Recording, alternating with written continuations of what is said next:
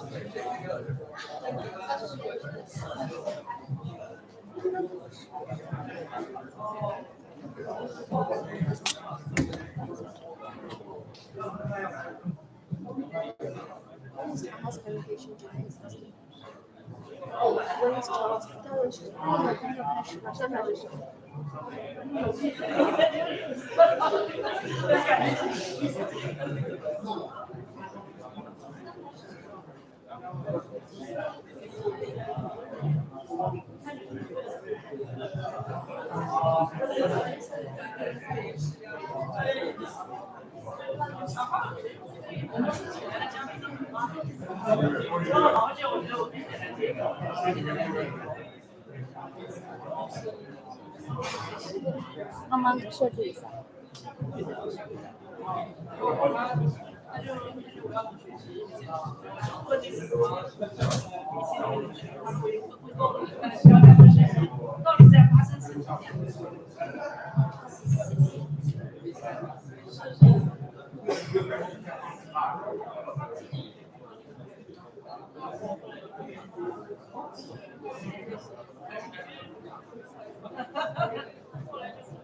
Hello everyone. Welcome to Singapore DeFi Day. This is Rebecca from NEO. I'm honored to be your today's moderator. It's a great pleasure to have all of you here with us. Today's event, Singapore DeFi Day, is hosted by Cobo, one of the Asia's largest custodian companies, and NEO, an open source, community-driven blockchain platform designed to welcome developers into the smart economy. I'd like to extend special thanks to Benoit, DMOS, and Block Native for their strong support of this event, as well as our all esteemed guests and attendees. For today's agenda, we have 6 speakers presenting for 10 to 15 minutes. And then after that, we'll move on our first panel, exploring the foundations and challenges in the DeFi field. Following that, our second panel will focus on the opportunities within DeFi. I'd like to emphasize the importance of being quiet. If you absolutely need to engage in business discussions or communications, please use one of those 2 meeting rooms or go downstairs. Due to the limited space and the fact that we are live streaming this event, it is crucial that we maintain a quiet setting. Thank you for your cooperation. So before we kick off the event, let me also remind you to keep your questions and comments because we have Q&A sessions after two panels where you will have the opportunity to engage directly with our experts. Also, don't forget to check out our sponsor booth to learn more about some groundbreaking solutions in the DeFi field. And now, without further ado, let's welcome our first speaker, Dr. Changhao Jiang, co-founder and CTO of Cobo. He will be enlightening us on the topic of balancing security and efficiency in DeFi. Please welcome Dr. Jiang.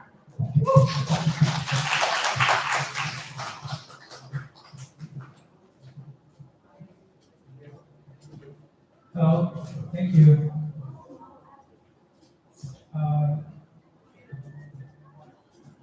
See if I can get this working.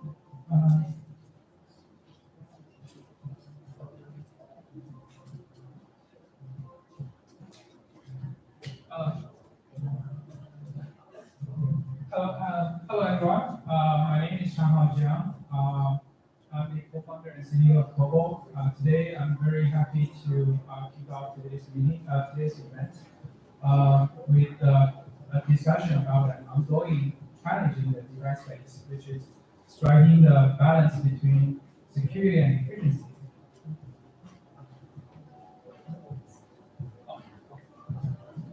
Okay, so this is the kind of the agenda of my talk today. First, to take you through the journey of Cobo in the DeFi space, and I talk about some of the challenges that we faced in the process and how we responded to those challenges. And finally, I will talk about what we are working on for the future.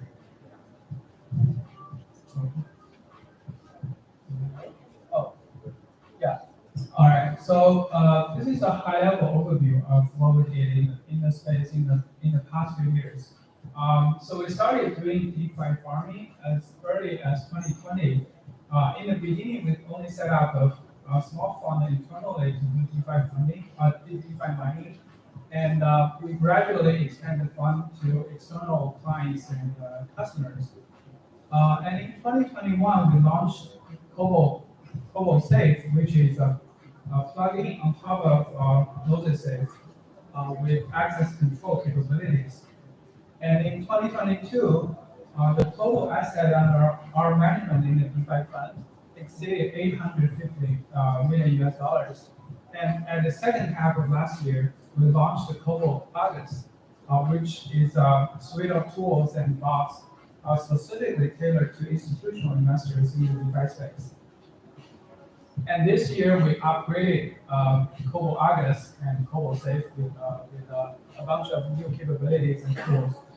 So this is kind of a high-level or 10,000 feet overview of Cobo's journey into space.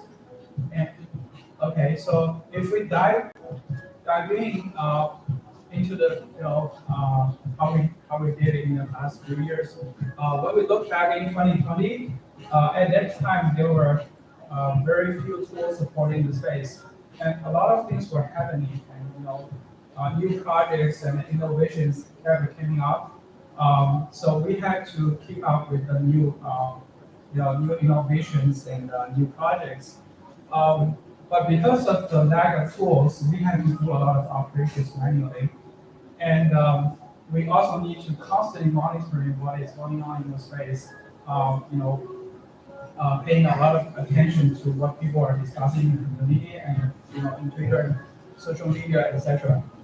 And also, we all know that in the DeFi space there are a lot of security incidents and risks, and due to the because we put security at the highest priority, so due to the lack of when we don't understand what's going on, we typically just bypass the opportunity.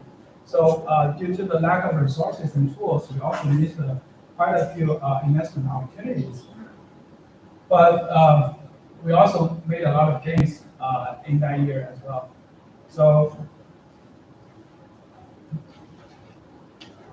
So since 2021, we started building tools to help us to improve our internal operational efficiency and also help us to lower the security risks. So we started building on-chain monitoring tools, and also we implemented quite a few alerting bots that can automatically notify what is important events or investment opportunities in this space. And we also implement some tools to help us to quickly understand what's going on or what is being discussed on the social media. And one important step that we took in 2021, in retrospect, is that we started using Notice Safe to manage our fund. I guess many of you know that Notice Safe was the de facto multi-sig wallet in this space. And now it's renamed to Safe Wallet. This is a pretty big change to our operational processes. So I guess this picture probably illustrates better what it means by switching to multi-sig wallet. So before we started at the beginning, for our team to invest in DeFi, the typical model was this. We need to allocate some portions of fund to individual fund managers, and each manager deploy fund on their single sig wallet. So this has the benefit that they can react, respond to events or investment opportunities very quickly. However, it comes with the risk that they are becoming kind of the target of hackers, and they are becoming the single point of failure. By switching to using multi-sig wallets, the funds will be deployed on the multi-sig wallet. So that means every transaction has to go through a process of multiple people signing the transaction. This improves the security. However, it dramatically slows down the operational process. So that brings us to the core of the top of today's topic. I think that was a very the comparison between multi-sig wallet and single-sig wallet is a very good embodiment of conflicts between security and efficiency. Because by using multi-sig wallet, essentially you are improving the security by removing single point of failure. However, you are sacrificing the efficiency because you are dramatically slowing down the whole process.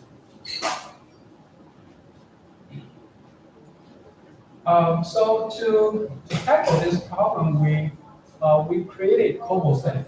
Cobo Safe is essentially a plugin on top of Notice Safe that allows us to implement on-chain role access control. So that means we can assign different roles to different team members, and allow them to do different kinds of operations on chain. And in addition, it also comes with very fine-grained access control at both functional level and parameter level, which means that when we assign upfront permission to team members, we can specify which smart contract function that particular role can invoke, and also what are the valid parameter values for those smart contract invocation. So this gives a lot of flexibilities when using multi-sig wallet. So this picture is a more vivid illustration of what this means. Before Cobo Safe, all the funds are deployed on multi-sig, so that means all the transactions has to be signed by multiple people.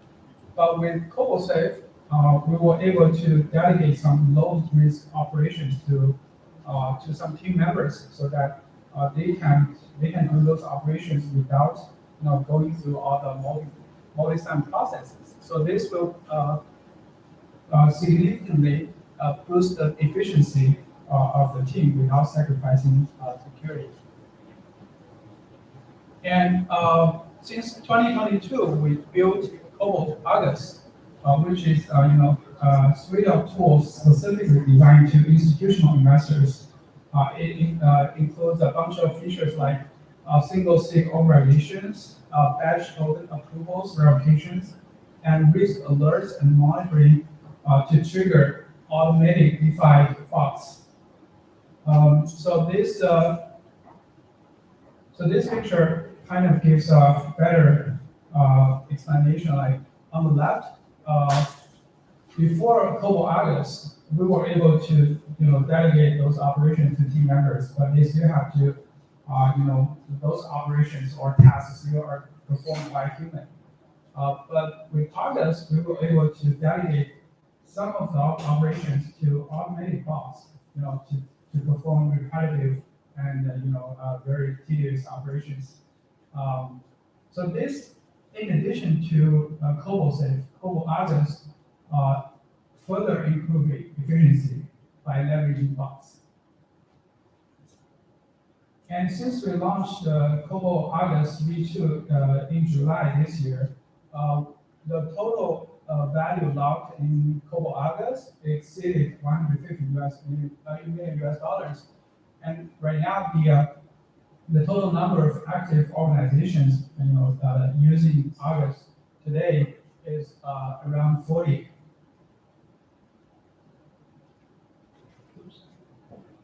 So with Cobo Safe and Cobo August on top of Gnosis Safe, we were able to achieve a much better balance between security and efficiency. However, there are still challenges ahead, or we are facing. So I think there are mainly two big issues that we're trying to optimize in the future. The first thing is gas fees, because we know right now with Cobo Safe and August, the access control is enforced by smart contract. So that means every transaction has to go through those smart contract checks. So this is probably not a big issue for large funds with low frequency operations, but for funds with relatively small amount of in each transaction at a very high frequency,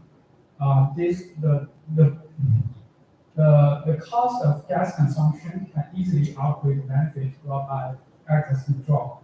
So this is the first thing that we want to address. And the second obstacle is the high technical barrier for the user to use this tool, because in order for the end user to best utilize this tool, they need to fully understand how Cobo Safe, Cobo August, and even Gnosis work. And they also need to have very intimate knowledge about the target smart contract in order to really authorize delegated operations to team members or bots. So this presents a very high barrier for users.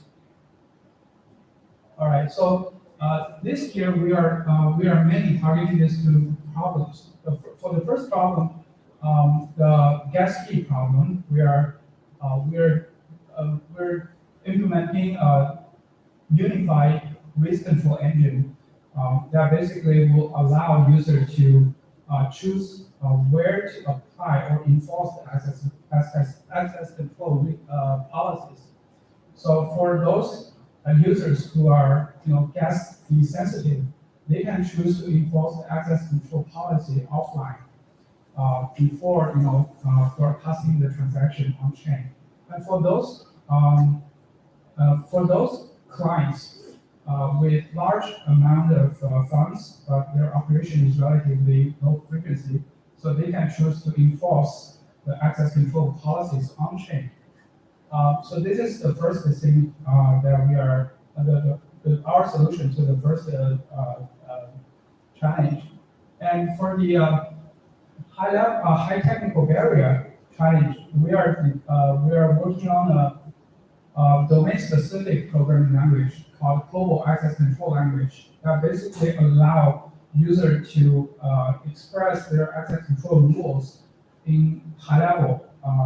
It's kind of intent-based description. So this will come with a compiler that will automatically compile the technical express access tool into different execution environments in either off-chain environment or on-chain environment. So that would dramatically lower the barrier for the user in order for them to understand all the technical details. They don't need to understand all the technical details, but they can still easily express what they want to enforce.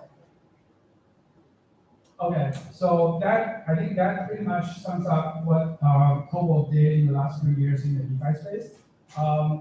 We are very optimistic that DeFi will fundamentally change the financial industry and even the human society as a whole. So we are committed to build infrastructures to power this. So I'd like to end my talk with one of my favorite quotes by Peter Drucker. The best way to predict the future is to create it. Thank you.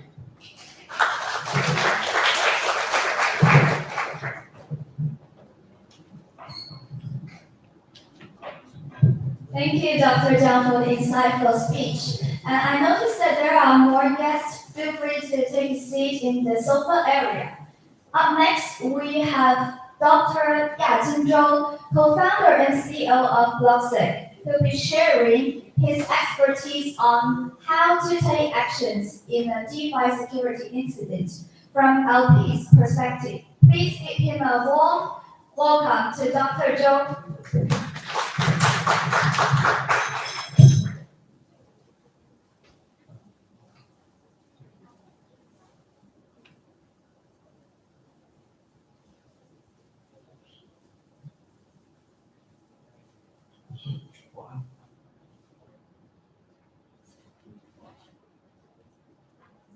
Okay. Yeah. Thanks for the introduction. My name is Yajin Zhou. I'm the CEO of co-founder of Blocksec.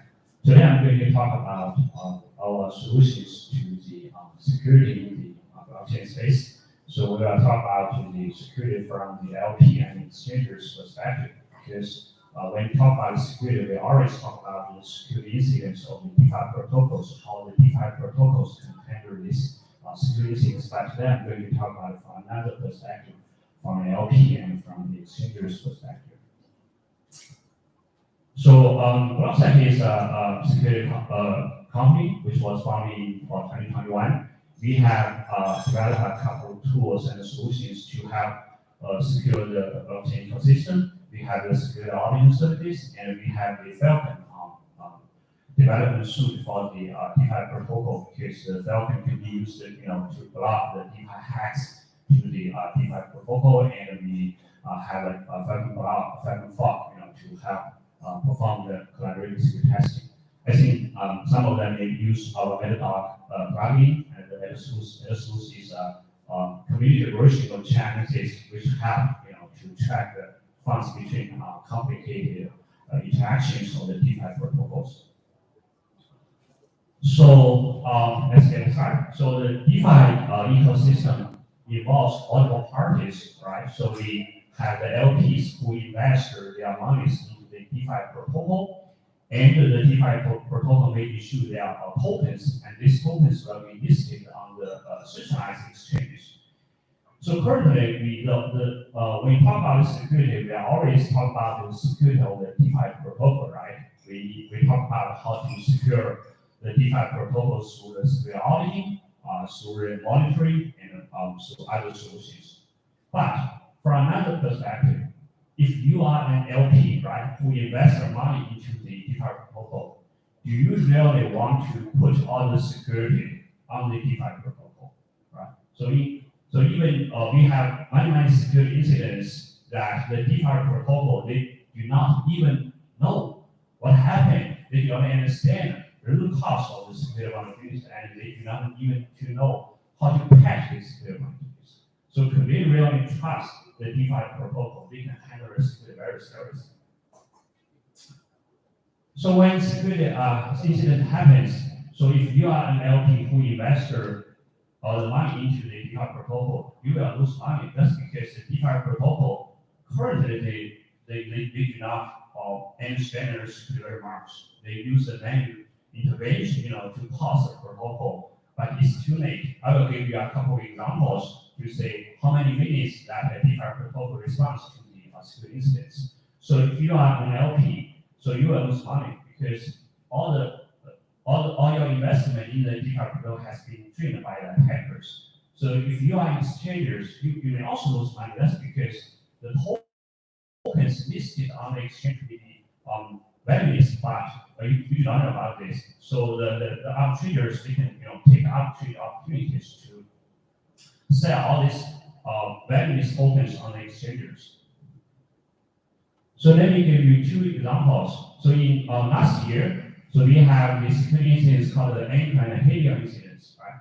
So the attackers, they exploited the vulnerabilities to meet a large number of the ABC tokens.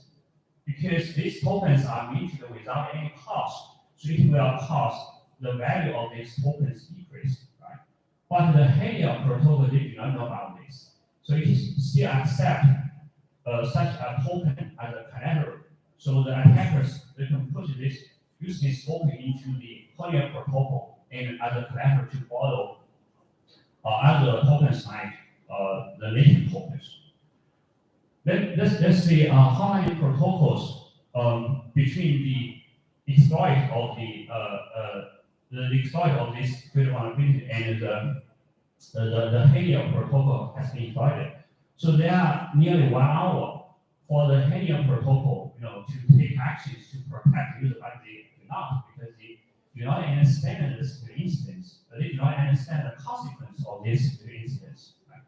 So if you are an LP who put your money into the Helium protocol, right? So you will lose money because the DeFi protocol, they do not take actions. So another case is the Pigana case. It's also happened last year. So the hacker minted a couple, the Ghana token, and because the Huobi exchange, they listed this token on the exchange. So they do not know about this security incidents. And a couple of users, they will, sell the Ghana token on the Huobi exchange and to get profit. Right? So in this case, the money maker of the exchangers and the exchanger themselves, they will lose money because they do not know about this security incidents. They do not understand the real cost of security incidents. They do not know how to take actions. So the challenge here is that the first challenge is the LPs and the exchangers, they needed to know about the happening of such security incidents, right? They need to have an on-chain monitoring system to detect the ongoing attacks and then take actions. So the first challenge is how to detect these ongoing attacks on the blockchain, right? So another challenge is also when you detect the attacks, how to maintain the balance between the false positives and false negatives. If your system has too much false positives, then the system will be used because it will take you every day that an attack is happening, but it's not. Right? Another challenge is that how to take the automatic response. We cannot rely on the manual intervention, to stop such attacks. We need to have some automatic actions, to withdraw all your money from these DeFi protocols if you are an LP, right? And to stop listing the affected tokens if you are exchangers. So you need to take the automatic actions when the security incidents happen.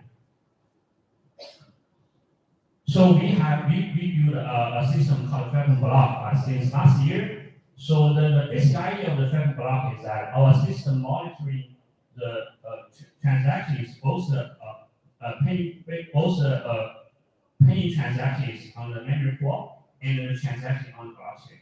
So we have a very accurate detection engine, to detect whether this transaction is malicious or not.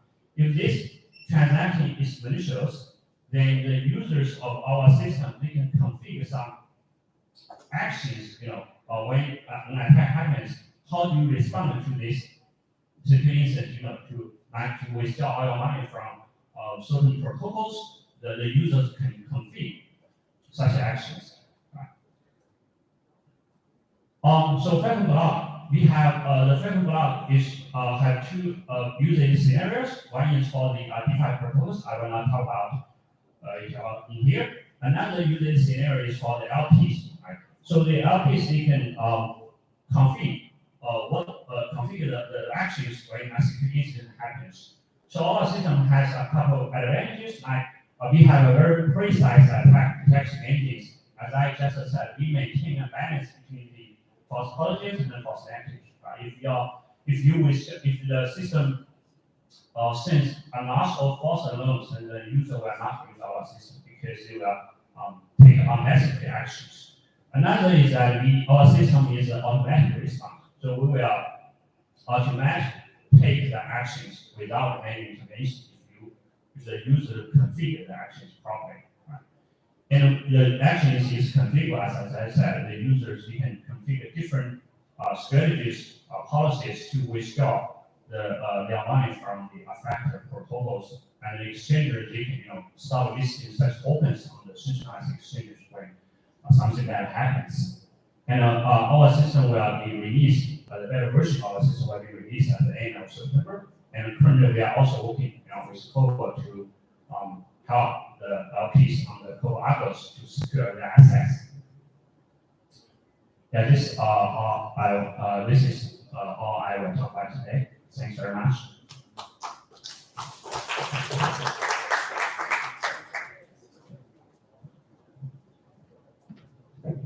Wow, thank you. I believe all of you have learned a lot from Dr. Zhou.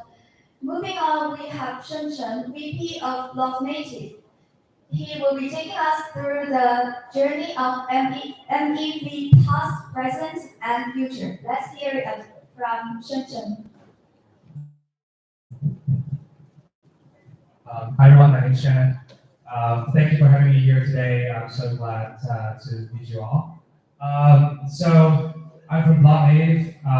Today I'm going to talk about MEV. Before I start, I want to ask a quick question. How many of you have heard of MEV before? Raise your hands. Well, nice. Okay. Yeah, so if you don't know it, I think today you came to the right place because I'm going to do my best to explain to you what MEV is. And wait, okay, so before that, I'm going to give you a quick intro about Block Native. I'm sure a lot of you probably are users too. So Block Native has been around for 5 years. Most of our team members are actually in North America and Europe. We started to expand in Asia just a year ago, and a lot of people know us through our products. We have an amazing suite of offerings, including I would say the best gas estimator on Ethereum, the best mempool explorer for multi-chain, and also we are one of the first relay, Ethereum relay, and one of the first builders, map builders on Ethereum since the merge. So yeah, that's why you guys want to hear us to talk about MEV because we have spent a ton of time in the MEV space. So first of all, what does MEV stand for? So when I got into MEV in 2020, back then I was not with Block Native. I was with another company that a lot of people know in this space as well. I'm not going to do a free ad for them right now. So yeah, it was known in the beginning. It was known as minor extractable value. The reason why it's called minor extractable value is because the value was also extracted by miners and mining pools. And later they changed the name to maximum extractable value. So right now I think people would think, well, this is too complicated, right? What does it have to do with us? Yes, you're right. You have this question because for the longest time, this is nerdy stuff, right? Like normal people, normal users don't care about it, don't know this is happening, but I can tell you that this is happening every day, either you know it or not. So next one. Okay. If you just Google MEV, you can find a very detailed definition, explanation for it. I think Flashbot has done a great job because they are the one who came up with the name, right? And also turned this concept from a very fringe idea into the mainstream, right? Like you go to Ethereum conference, right? You can have over easily 50, 20 topics, sessions around MEV. And in my understanding, I think MEV is essentially very simple. It's something that everyone has done, right? Basically, buy low, sell high, right? But the difference is that you are not the one creating the opportunity, but you are basically taking advantage of someone else's transaction and help them, I'm using help with quote unquote, help them extract the residual value that that transaction creates for you. I'm going to talk a little bit more about it. Next slide, please. So MEV has been very controversial since the beginning because I mean clearly it was started by some of the super smart dudes. They saw the opportunities, they saw the arbitrage opportunity, and then took advantage of that. And of course, somebody make money means somebody is going to lose money. So that's why in the beginning, people feel like, oh, this is not a good thing. This is very controversial. But in the recent years, as more and more people get involved, and people start to discuss, okay, is MEV really bad? And then people realize that they're good and bad MEVs.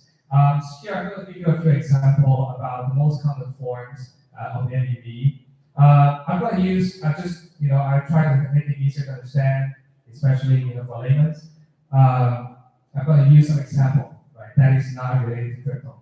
First of all, any Blackpink fans here? No? Okay, cool. So you're a Blackpink fan, right? Let's say there's a Blackpink concert in Singapore, right? You want to get a ticket. So what do? So the first one, where's the, okay. So the first example of the most common form of MEV is arbitrage, right? Arbitrage means you buy low, sell high, right? So going back to the Blackpink concert, their tickets, right? Let's say are sold on 2 different platforms, right? US, I know it, Vivid, Seed, and Ticketmaster. And you saw the price difference. What do? Right? Of course, if you're a fan, okay, I just buy the cheaper one for myself. But if you're a business person, what do you think? Okay, I will buy the cheaper ticket and try to sell it at a higher price at another platform, right? So that I can make profit. So that's arbitrage. It's very, very easy to understand. Okay, so this is the first form. The next slide, please.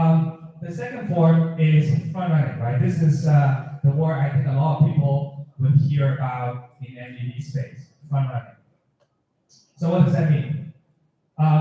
So again, you saw somebody going back to the previous example, right? You saw someone buy let's say a Blackpink ticket at $500 and trying to sell it at another platform at $600. When you saw this opportunity, so you try to get ahead of it, right? So before he do it before him. So that's called front running. So that you think you are going to make $100 from the ticket, but sorry, you missed it because somebody else saw that too and they did it before you. So the other person make that $100, and when you buy it, the ticket is no longer $500; it's $600 now because somebody else closed that gap. So that's the second form of MEV.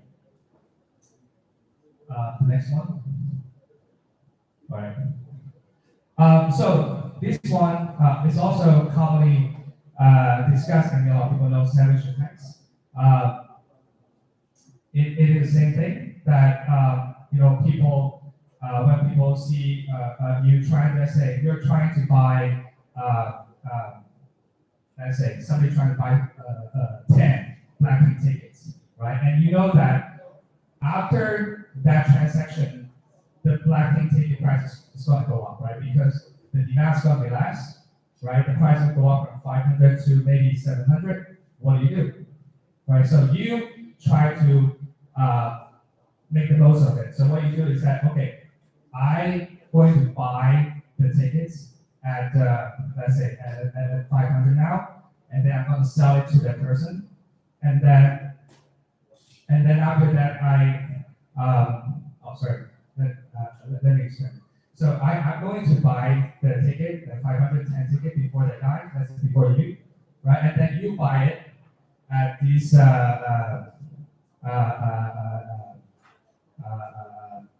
let's say 600, right? And then I'm trying to sell.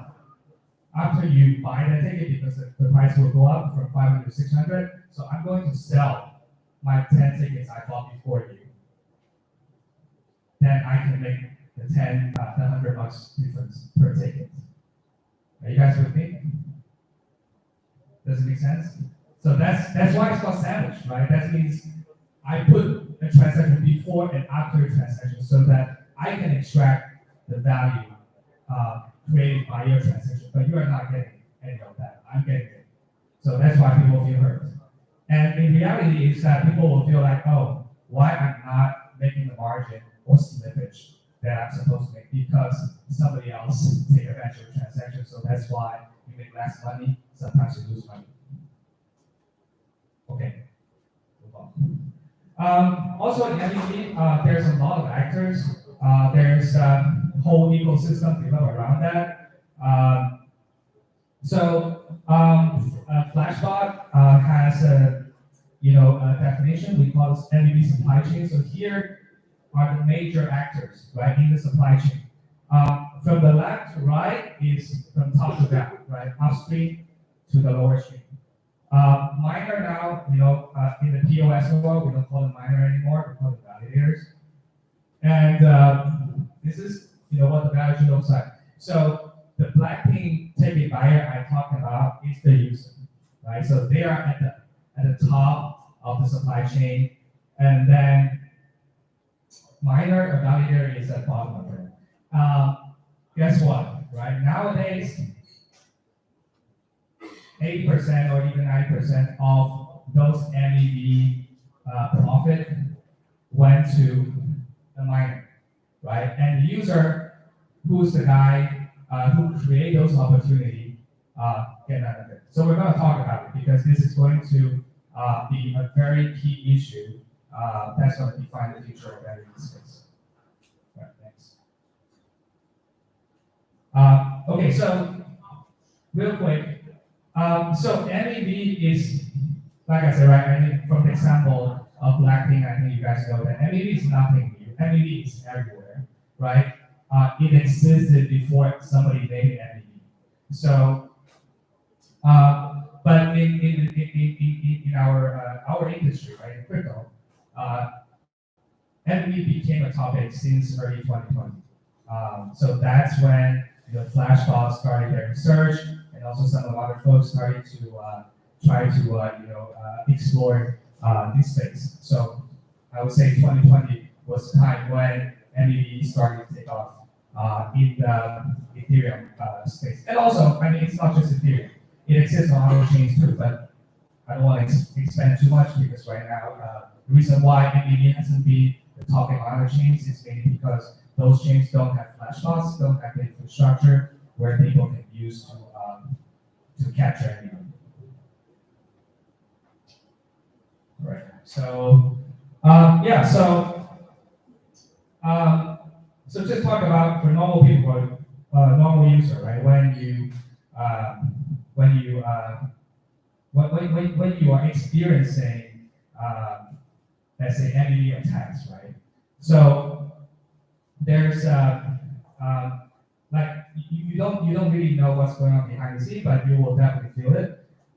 For example, you will find that why my slippage is worse, why the gas price is higher than usual, why the block is so full, right? I mean, of course, that's contributed to the higher gas price too, and maybe mostly because of MEVs happening in the background, that drive up the price of everything. Okay, so yeah, so Flashbot definitely I think has done a great job and great contribution to the rise of MEV, and also of course they're trying to make it a good public good for everyone. So we're going to talk about it later.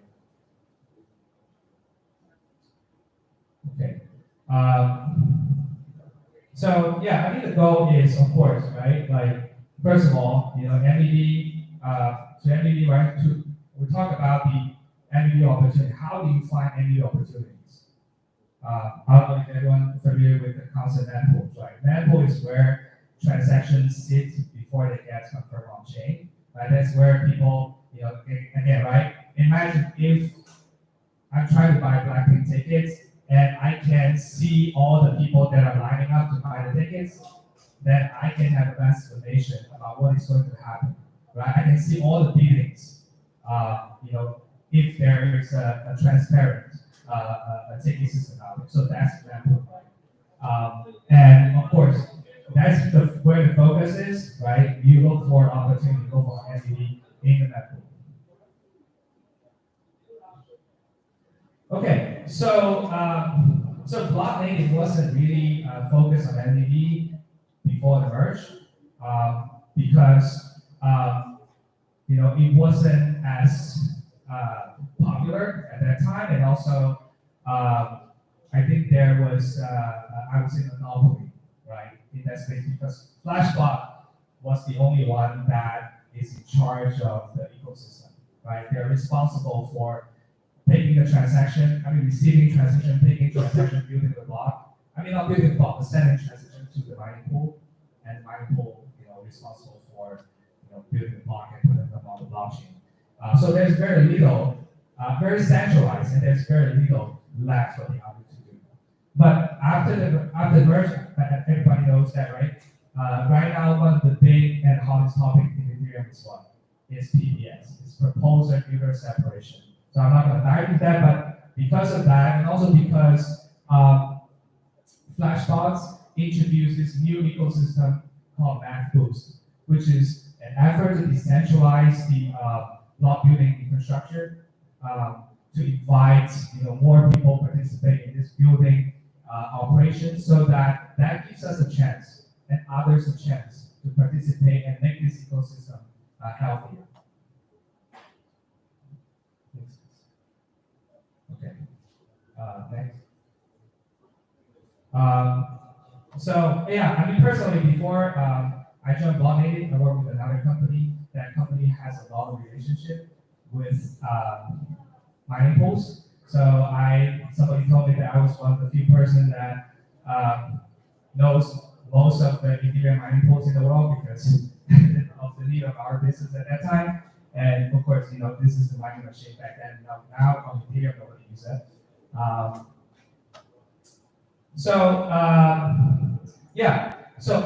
So before the merge, right, in the POW world, so mining pools, they rely on block rewards, block gas fees, and of course, I would say a year before the merge, MVP become an important source of revenue.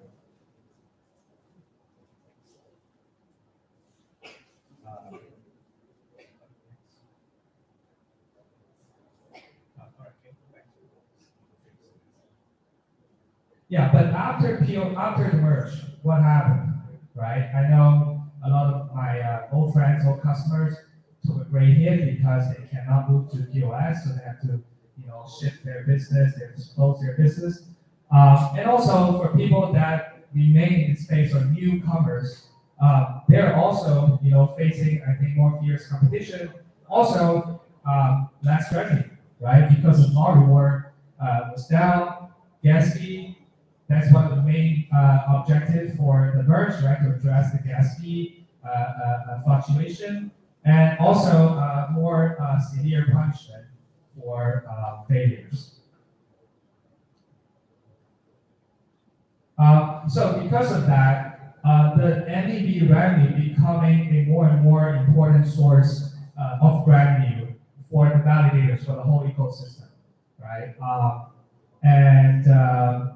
And that's also why MEV now is taking the center stage of the Ethereum ecosystem. It's because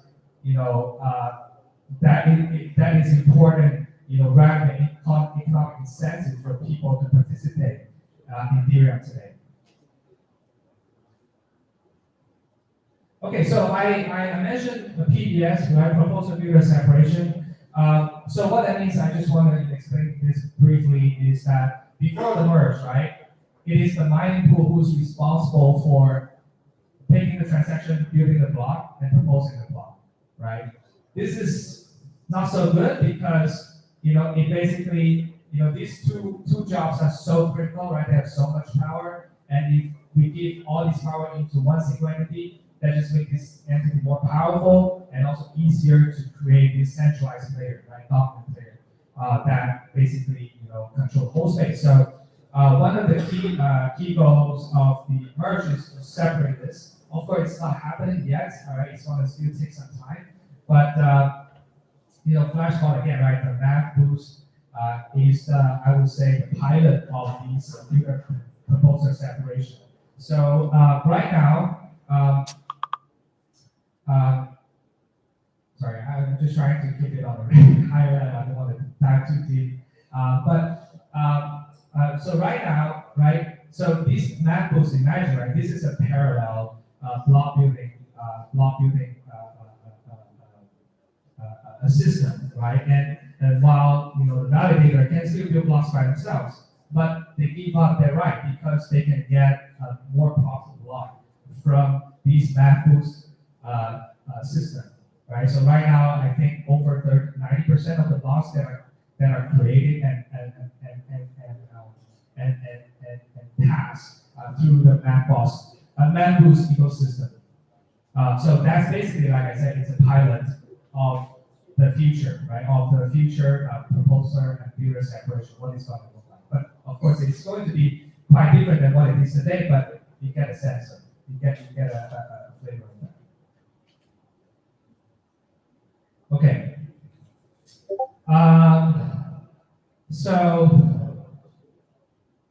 This is basically what I just told you, right? Like how the block is created. And of course, the map rules, if you remember what I said in the beginning, that block native is also one of the top operators for relay and the builder, right? So in this picture, you can see there's a block builder and there's a relay and local builder. Local builder, essentially, we're talking about validators themselves, right? They're building block locally.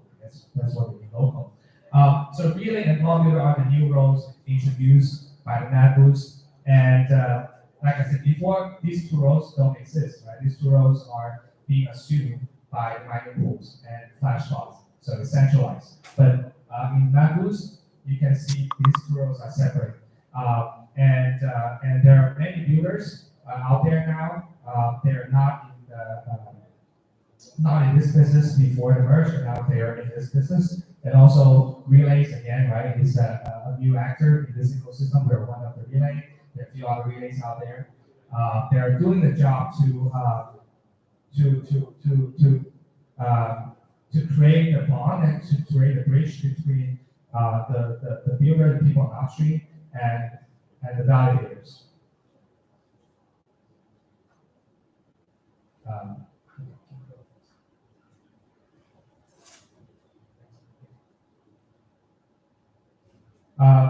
Yeah, so I already said that, right? So after the merge, no more miners, now we have validators, and also the new energy supply chain. Okay, so what is happening now? I would say personally, I think that since the merge, I think the MEV space is getting crowdier, and the gambits are getting more sophisticated. There are more players, and I feel like in this space, we have to learn new things every single day. It's very hard for outsiders to catch up with it. So that's why it becomes important for people like us to come out of the dark shadow, to talk to people, to share our knowledge with people, so that people are up to speed, can be up to speed, and also to start benefit from some of the work that a lot of people are trying to accomplish. So one of the things is that math rebates. This is something I believe will become a new norm for wallets, because, like I said, right, in the past, again, using the Blackpink ticket example again, right? So in the past, if somebody steal your profit, they will take those $100 away and keep it to themselves. But what rebate means is that, hey, what about I capture that $100 for you, and then I give you 20 back or 50 back, right? So that I still make some money, but you guys are happy too because you get some money. You are not supposed to get those money because you don't know what is going on, but I capture those money for you and now return some back to you. So this is something we know a lot of projects are working on, and also a lot of wallets are testing. And because now we're at the Cobo event, hopefully in the future, Cobo users would have the access or have the opportunity to experience this kind of a new offer.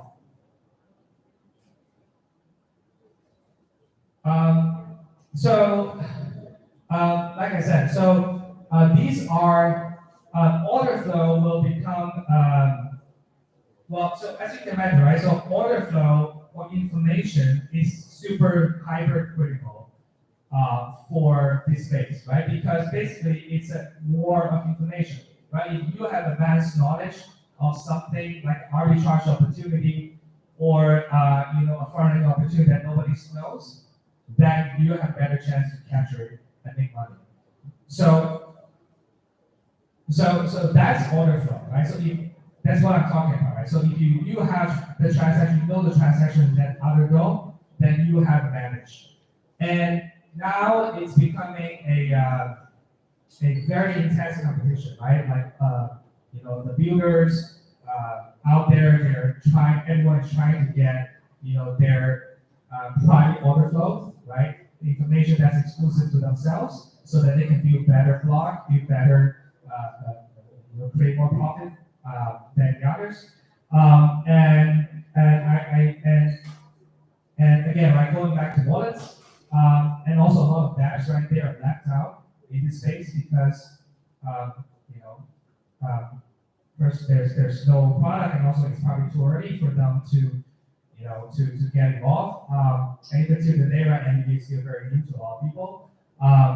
But going forward, right, wallet will become play more and more central role in this order flow war or competition, because guess what, right? All the order flows come into the wallet, right? So it's the opportunity for wallet to take advantage of that order flow and benefit themselves and benefit their users. So just keep that in mind. Next, please. So I talked about builders, right? So here a list of builders that's currently active in this space. But you can see on the right upper right corner, right? It's consolidated.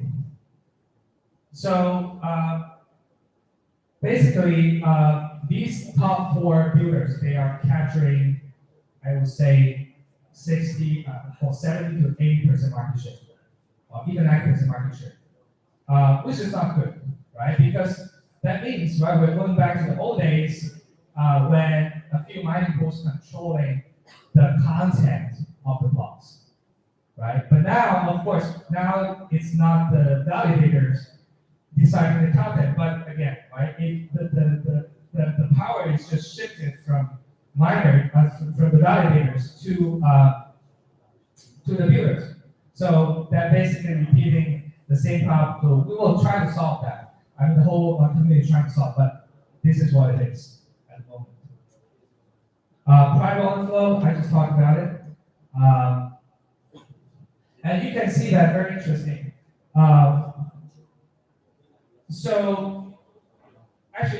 I need to make a clarification. There are 2 kinds of private order flow. I think the one I talked about previously, which means exclusive to certain actors, right? Like, for example, Wallet A will only send their order flow to certain builders. So certain builders have this exclusive order flow. So that's one thing. But here, another thing, private order flow, I want to talk about, or private transaction more specifically, is another concept, which is going back to the attack, right? If your black pink ticket is feasible in this public ticket system so that everyone can see your ticket, everyone knows what you intend to do, then of course people can take advantage of that. But what if you send your ticket, send your order to a private, invisible ticket system so that nobody can see your order in the line so that nobody can attack you? So this is the private order, private transaction I'm talking about with this chart. And it's very interesting. Actually, I'm the one helped started this kind of service with my previous company. But back then we didn't get any traction because nobody understands it.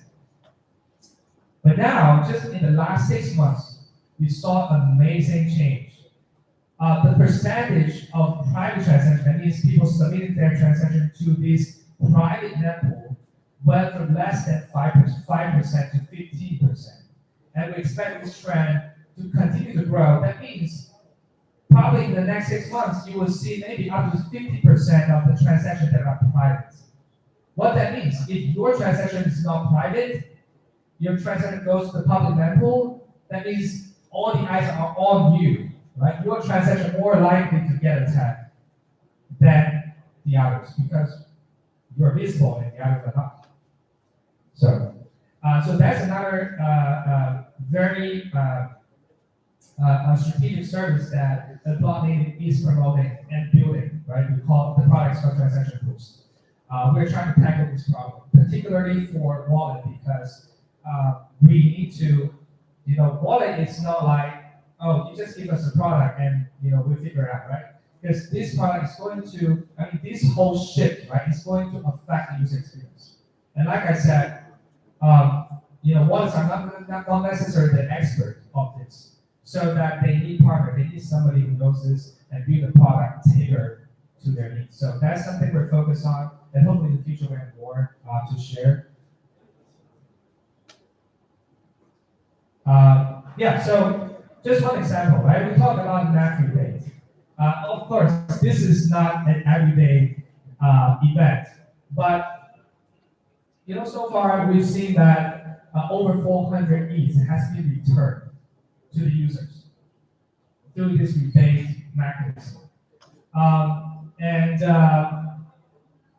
But still, it's still not perfect. But again, we see that, right? It's getting traction and proof of concept is working. And I think in the future, when people think about MEV, average users like us will start thinking about, rebate, right? If I use a wallet, am I going to get a rebate from my transaction if I use this one? Okay, so this is at the end of my presentation, and so the future, we don't know, right? We are very bad, terrible at predicting the future. I'm sure none of us is good at that. But we know that we know the pain points, we know the problems out there. So we believe that all the folks in the MEV world are going to solve those problems for the user. For the whole ecosystem. Next slide, please. So I just want to point out, this is my last slide.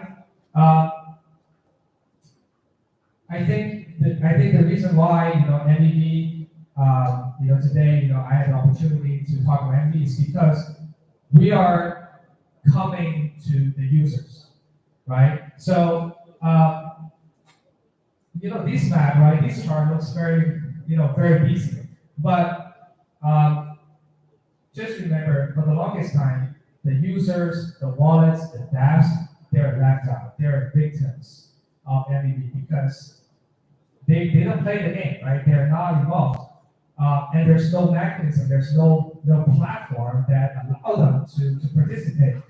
But very soon, this is going to change, right? So wallets is going to become the central player in the whole ecosystem. They're going to take their fair share, they're going to create more value, and probably more a better business model for themselves so that everyone wins. So this is the end of my slide, my presentation. Thank you so much for your patience.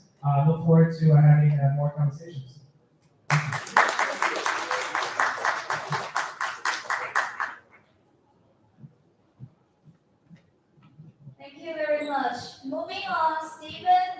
Neo Digital Lab will be presenting on the complete blockchain development platform on behalf of Neo. Let's give a round of applause for him.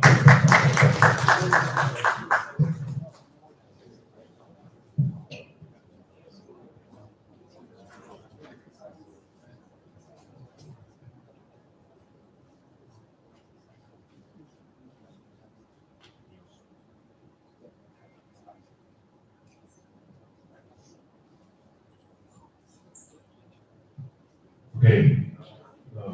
Yeah, thank you.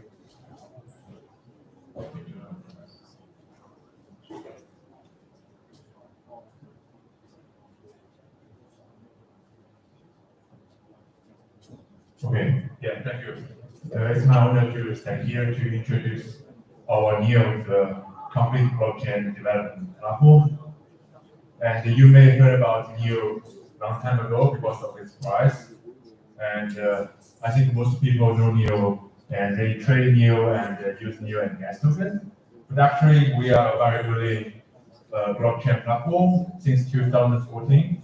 And so we are open source and community-driven blockchain platform, and to enable developers can build a digitalized world by using the smart contract to manage the assets. And also, our vision is to be an open network for the smart economy. So founded in 2014, and we launched our mainnet in 2016. And with the work of my team members and core developers, we upgraded our protocol in 2021 with Neo N3, with a number of features and the building tools to let developers build great app on our network. So we have the global communities, and we have several developer communities provide compilers and SDKs for our network. Yeah, so here what we provide is for the one-stop solution for developers. So I'm personally a developer myself. I play with other blockchains as well, write smart contracts and build front end. So the pain point for Web2 developers is if you want to come into the blockchain Web3 world, you have to learn a lot of new things. And usually they are encapsulated in one project or the other, and which is a high barrier for the Web2 developers. Here in Neo, we provide this one-stop solution. So with a number of building toolchains and features that can let Web2 developers build the apps in our Neo ecosystem directly. And let me introduce most of these features. The first one is the multi-language support. So unlike other blockchains, you have to learn new programming language. We enable people can use the high-level programming language to do smart contracts, such as Golang, Java, C#, and Python, with number of compilers we built, and with the support of NeoVM. So NeoVM is a lightweight smart contract execution engine with low cost and high speed. And because of this NeoVM and compilers, all the Web2 developers can use the language they are familiar with to write smart contract directly. Yeah, the next one is the NeoFS. So most of the modern DApps, they have a requirement to store data and large volume of user data, such as user profiles, transaction histories, images, and videos, without the high cost of on-chain persistence. So here in Neo, we work closely with a research center in St. Petersburg to provide NeoFS, which is a distributed file storage service. And building with Neo directly, all the people and users can control their data and store their data in the smart contract directly. We also provide a building oracle. So recently, most of the DApps, they have dependency on the outside world data, and they have to fetch data from the finance information and introducing the need of Oracle. So unlike other third-party solutions, we provide this native Oracle. So all the smart contract can get the data directly by using this native Oracle, just specifying a URL and data filter. So after several years work with Swisscom blockchain, we provide a new ID solution, which is a set of tools and smart contracts that let people can leverage their self-sovereign identity capability by using the new ID. So users can protect their data and to share which ID data they want to share and whom to share. So NEO has a different governance process with other chains. So we have the two token model. One is a NEO token, the other is gas token. NEO token is a governance token. So people can hold the NEO token to join the on-chain governance process and decide who to in charge of this network. And the gas token is used as a utility token. So if you want to do the transaction on the NEO network, you have to spend gas as a transaction fee. And for NEO holders, they can join the on-chain governance by selecting the on-chain consensus nodes and council members. These council members will like in charge of the network, provide service for maintaining the network stable and adjust the parameters when it needs.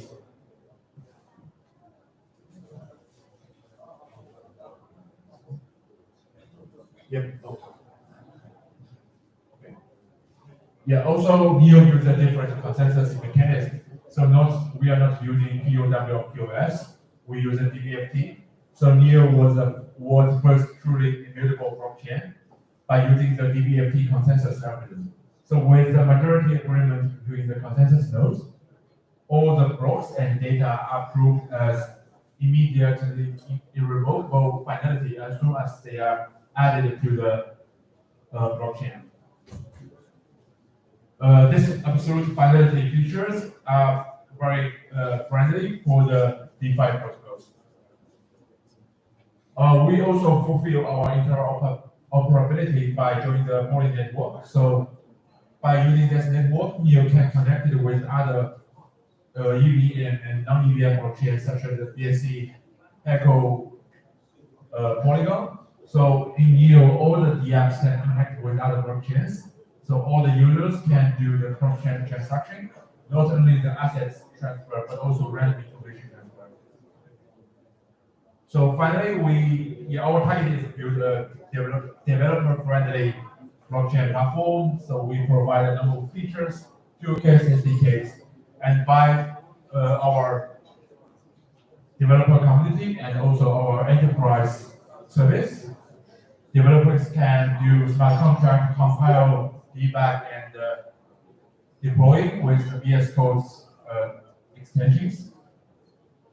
So finally, it's our ecosystem. So by connecting with other blockchains together, we provide DeFi solutions and NFT marketplace and also a number of other DApps. So if anyone wants to build on NEO, feel free to get in touch with us. Thank you.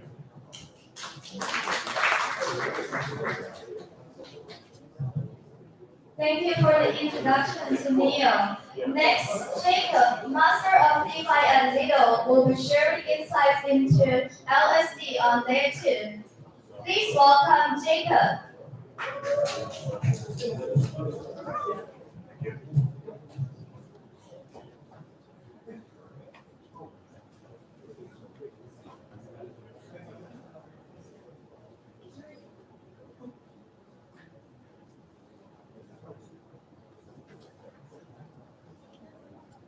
Awesome.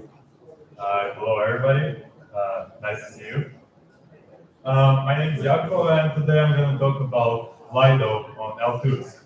Also, it works both for L2s and some L1s, but since we are now mostly focused on L2s, that's the name of the talk. Before we start, here's a question for you. Who is familiar with Lido, or maybe any type of liquid staking? Okay. Couple of you, most of you actually. Awesome. So, this is me, as you can see. I'm Master of DeFi, and basically any type of relations that are focused on-chain protocols, applications are under my responsibility. Also, network expansions. I'm a builder turned protocol relations. Protocol relationship is a DAO compliant way to say business developer. So yes, bear with me. And I'm previous head of Light on Polygon, but currently I'm fully focused on Light on Ethereum and SD and Red SD. Okay, so here is the agenda for today. First, I want to explain about our home base, obviously being Ethereum mainnet, then the current state of the networks, the simple way to expand to a new network, the not so complicated way, and then we can discuss about the endgame, or is there an endgame? So yeah, our home base, this is pretty much what it looks like to me. It's a jack of all trades. It's basically covering all the aspects of liquid staking. It's where our core protocol lies, all the node operator management stuff, staking, deposits, withdrawals, tracking of SD, most of the liquidity still, most of the integrations with DeFi, with CeFi, wallets, everything lies in the Ethereum mainnet and the home base. For node operators, which are one of the core parts of our protocol, all aspects like key management, withdrawal credentials, everything is handled through Ethereum mainnet, which can be, as you probably know, really costly. And there could be a way in the future to offload most of these things to different networks, to layer 2s, as like primary access points. Before we move on, I always like to repeat it because this is something that we probably lack on educating community. Difference between SD and Red SD. We have two assets which are pretty much the same but behaving a bit different. SD is a rebasable token. Its ratio is 1-to-1 with E, which is great for user experience if you're a staker. If you hold SD every day after the rebase, you will see the actual balance in your wallet change, hopefully increase. But it's not currently ideal for DeFi. Most of the integrations are handled with non-rebasable tokens. That's why there's wrapped SD. You can wrap it using Lido's contract. And wrapped SD will stay static in your wallet. The amount, the balance will stay static. But every day after the rebase event, the actual value of the token will change. Again, hopefully increase. But that might change in the future. That's the current state of things. So this is the current state in terms of supported networks. Arbitrum, Optimism, definitely are showcase networks. Lido Tech contributors did in-house development for implementations of RepSD contracts and cross-chain governance model. So at this point, this is the most mature state of the network expansion we currently have. So RepSD, the non-rebasable token, and cross-chain governance module. So that token can be actually owned by DAO, by Aragon contracts, which lies on Ethereum mainnet. Polygon POS has a pure RepSD token, and very recently we reached Cosmos ecosystem through Neutron. Also currently only RepSD, but in the roadmap there is also a cross-chain governance in place. Before we move on, let me explain what does it mean to be a supported network, because we're talking about permissionless networks mostly. We're talking about permissionless assets, and why wouldn't I just take my RepSD, use whatever bridge provider I want, be it Layer 0, Wormhole, X, or I don't care, and bridge it to, I don't know, Phantom. So why isn't it supported? Well, it is, but what I want to fight off, honestly, is liquidity fragmentation, reduce the potential tech debt in the future, and we as Lido contributors, we would like to put some guidelines to the networks, to the bridge providers, so they can make the token that actually ensures we can build on top of it in the future. Some more advanced features, also like cross-chain governance, maybe staking from layer 2. That's really important. And then once we start reaching the new network, the new ecosystem, we want to ensure that all the liquidity, all the integrations are executed with one denomination of the token and not like with four of them, because that's not an efficient way to do it. And historically, we know that it creates chaos everywhere. So that's the really important part. So how it usually works, we provide some guidelines. There is a process of development, audits, and then if everything is in place, our Lidos contributors basically endorse the specific denomination of the REP-SE token. And from that point, Lidos is able to support integrations with that token, either in terms of co-marketing or any other way of support, which can be incentives or whatever else.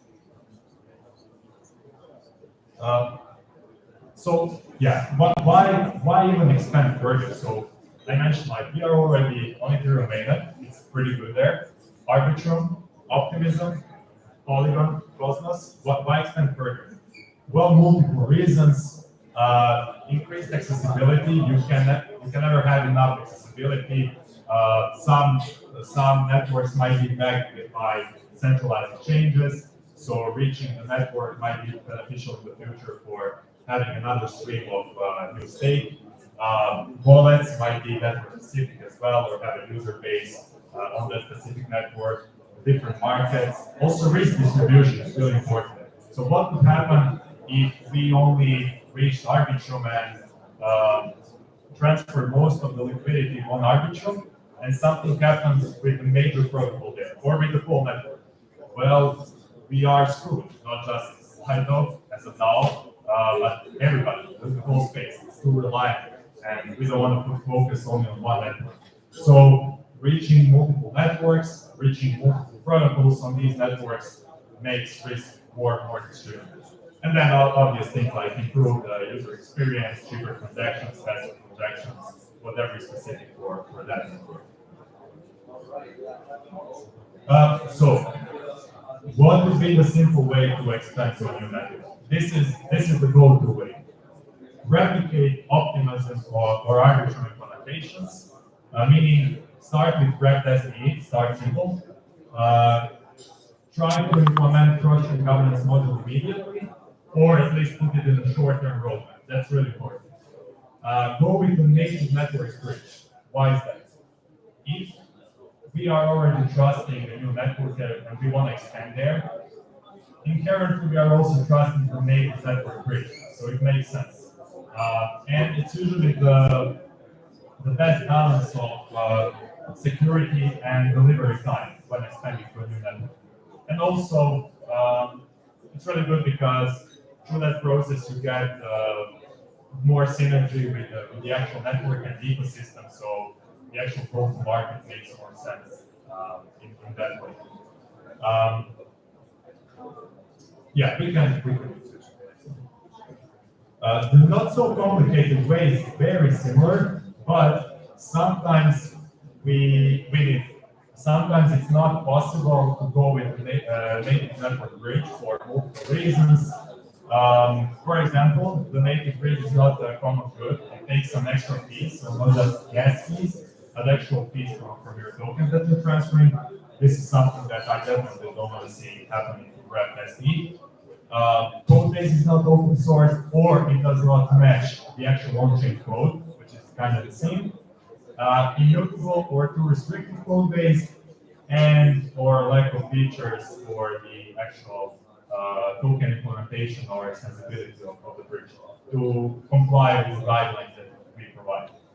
In that case, I'd like to go with third-party bridge providers, definitely with some reputable bridge providers with proven track record to again reduce the risk, and bridge providers that have a great ecosystem support of that specific network, which means that I don't want to go with a bridge provider that nobody wants on that network. I will then create the same situation with the fragmentation. Ecosystem and community will probably try to fight off that bridge another version, and yeah, we will get back to this stuff. And now the end game, or probably not an end game. Is there an end game? In crypto, we know that time really flies. So planning for 10 years, we can like put a direction to it, but maybe an end game for the next year could be something like this. First, satisfy Web SD DeFi demand. Lido gained the crown through DeFi, honestly.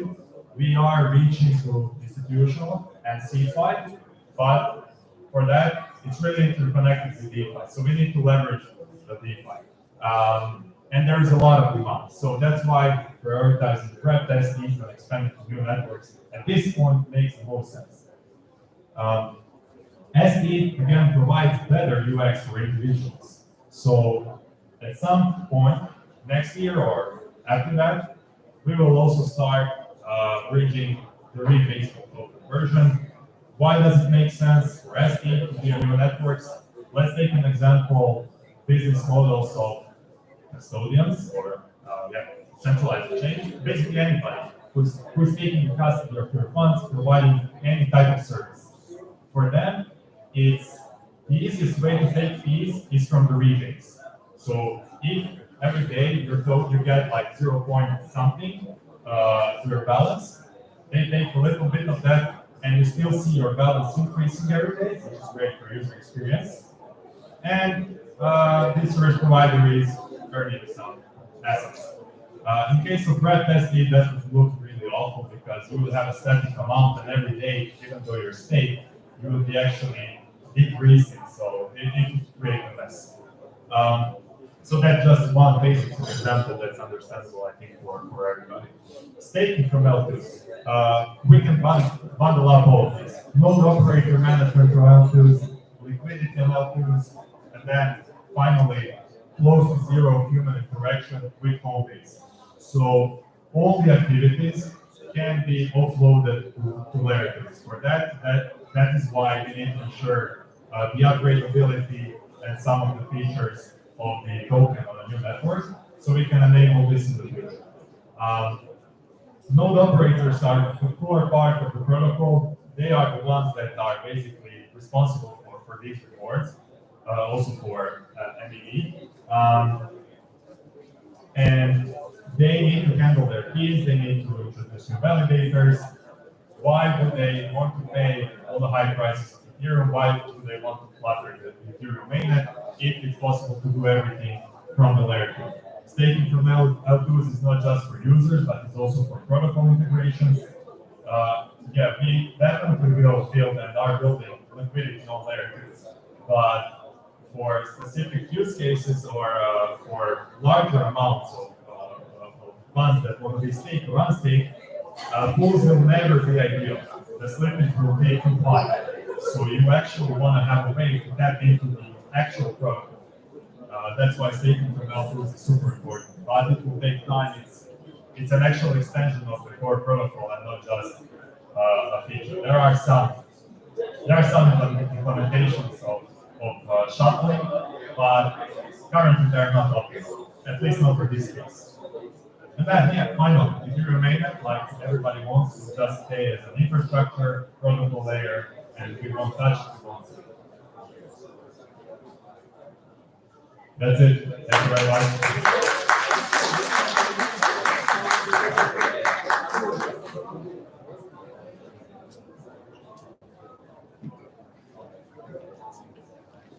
Thank you, Jacob. Please, everyone, maintain a quiet setting here because our speakers want to give speeches and panel discussions. So next, we have Mr. Block 14 at 12.5 and Mr. Block .tw, who will be discussing Curve ecosystem. Let's hear it from Mr. Block.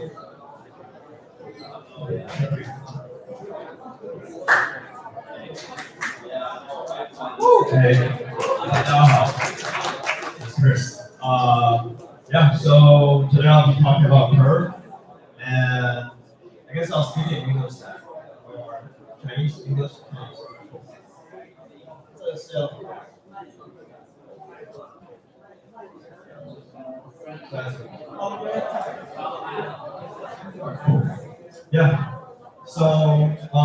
today mainly I wanted to talk about is one of the major debts out there. That previously, when people think about Curve, they think about a stable exchange for stable coins. But Curve is a lot more now that supports multiple ecosystems and have multiple projects that we like to call them, symbiosis. And what we mean by symbiosis is building this relationship or project that are building specifically on Curve. So as you know, when you provide liquidity on Curve, you're most likely looking to boost your yields. So when you don't lock CRV, your yields are usually a lot lower than compared to people that lock ECRV to get a 2.5x boost. Some people will choose to add the liquidity into Curve, then add that LP into Convex, which will give them the same effect. So Convex is an example of that symbiosis relationship, where a project that is building specifically for Curve. So that's kind of the main topic today, is to look into kind of the next Convex and next symbiosis product that are building specifically for Curve. So here are some of the projects up there. So we'll look at, for example, the liquid wrappers, voting rights, and DeFi, LSD, LSD5, and even NFT that are launching specifically on Curve.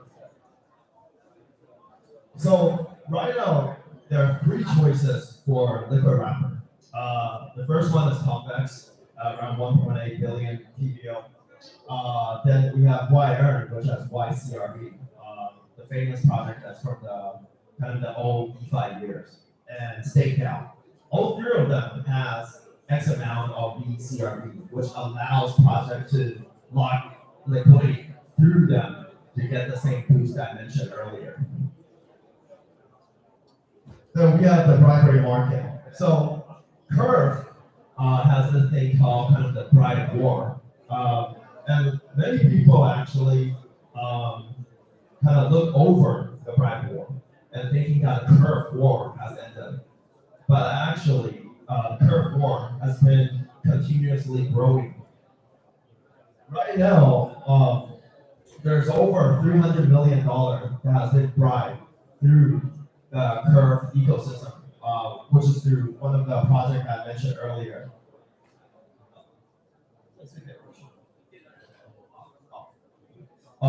Through Votian.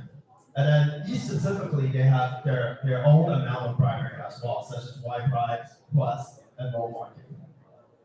All right. So if you look at on the right side, Frax was actually one of the biggest bribers.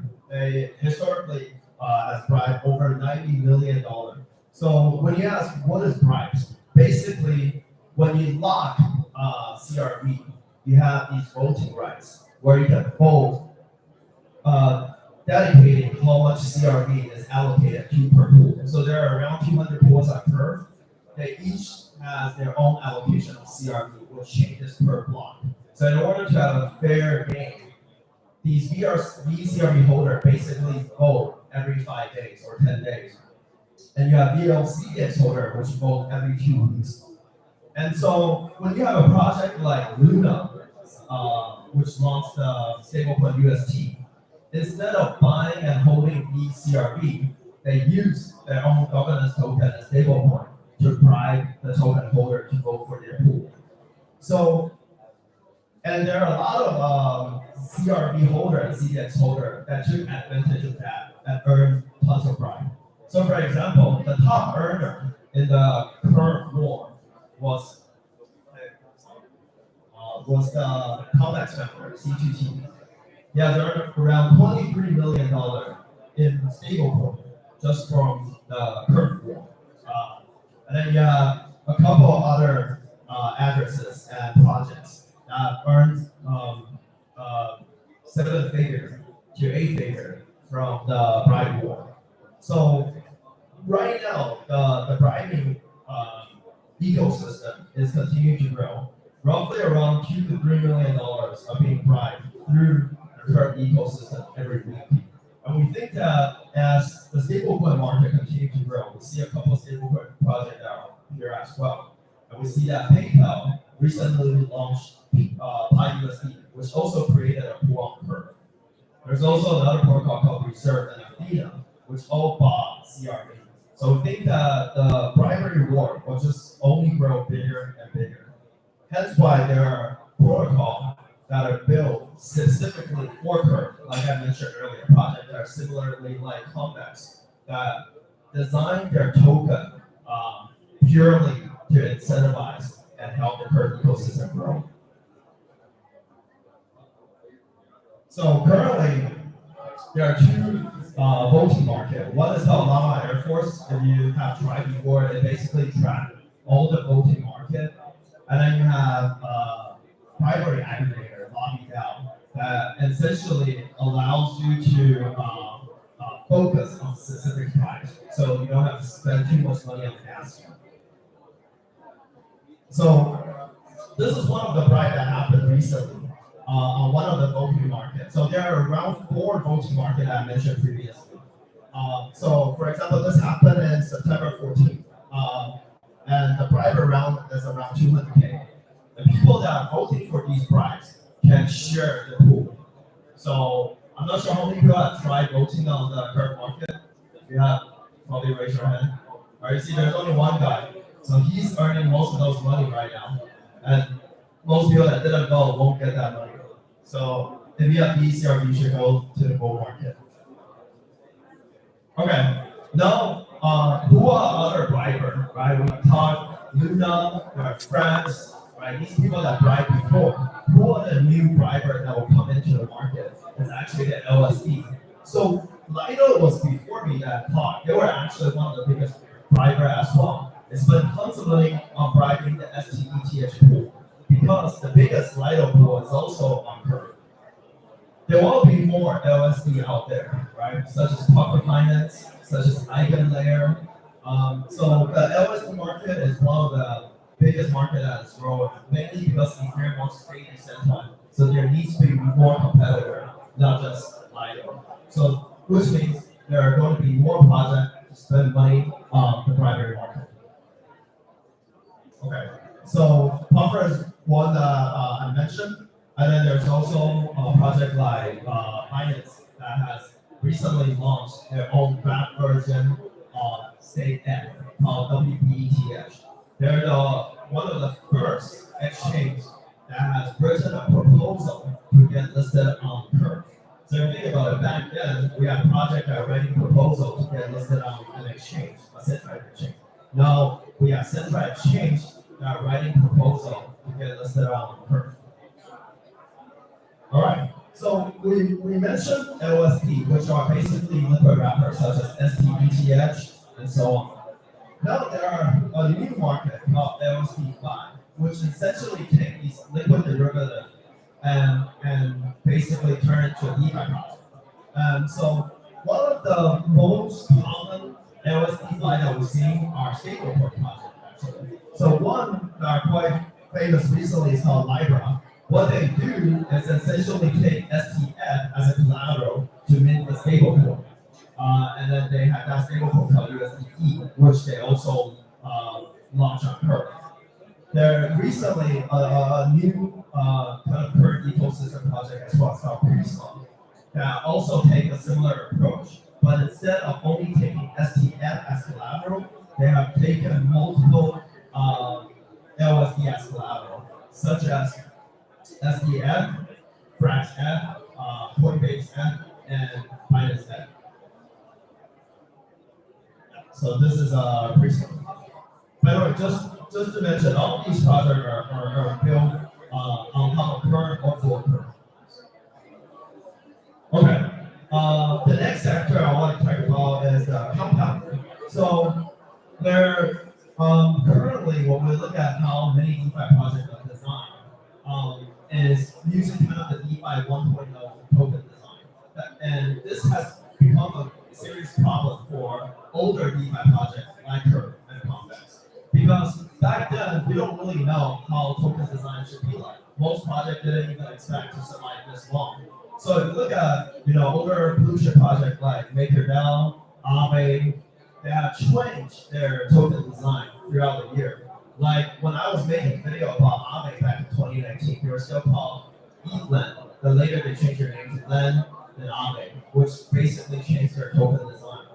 MakerDAO right now are also having their endgame theory, where they're launching multiple protocols with multiple governance tokens. So instead of using MKR as an incentive, they're launching small features such as lending market, such as stablecoin market, and LSD market, and using their own governance token. So right now on Curve, we have these different protocols that has these their own token that can also be used as an incentive, similarly as how these other blue project does. So a compounder like Concentrated Focus, what they do is essentially allows project that has staked their LP into Convex to periodically claim rewards and sell back into the pool. So it's basically improving the user experience for the liquidity provider. Currently, Concentrator has around $60 million locked through it. And what they do is they sell all the token back into CRV. So again, you will see that many of these projects I'm mentioning today, they basically design their whole tokenomic around helping Curve. Okay, and then now we have CDX wrapper. So right now Curve has around I think 2.8 billion TVL, and 2.4 billion is locked through Convex, which is one of the first symbiosis projects that's built for Curve, right? So there are other protocols that are trying to basically improve Convex token yields. Because like I said, many of these projects, their token incentives are going down because they're giving away most of their token in a kind of a 2 to 4 year period. So there needs to be new solutions. So one of the first solutions that came out was Pirates. They're called Union. Their product's called Union, built by the Regatta Finance team. And what they do is they take your CDX, lock it into VLCDX, and periodically vote and claim the price for you, which you save the gas fee, and you help improve kind of the intrinsic value for the VLCDX holder. Similarly, for Clever and Uncle, that does similar things where you basically have an alternative as a VLCDX holder. Instead of just holding the token yourself, you can now have a project that systematically and periodically go and take the price for you, which also increases your yields. So this is Uncle. All right, and lastly, we have OmniPool, which again, quite an interesting ecosystem project they're building on Curve. So Product Finance, what they do is basically, because Curve has so many of these stablecoin pools, instead of having to go find the best yield on the best pool, you have a protocol that basically help you choose the best pool periodically.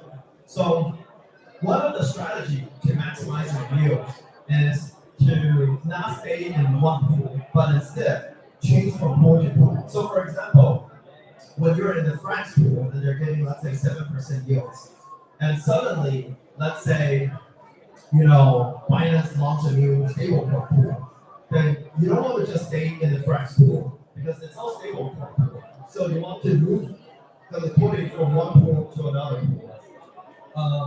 But it costs a lot of the gas fee, and there's also a permanent loss. So OmniPool, their solution is basically having people group their token together and kind of pay the gas fee and then permanent loss together to find the better yields.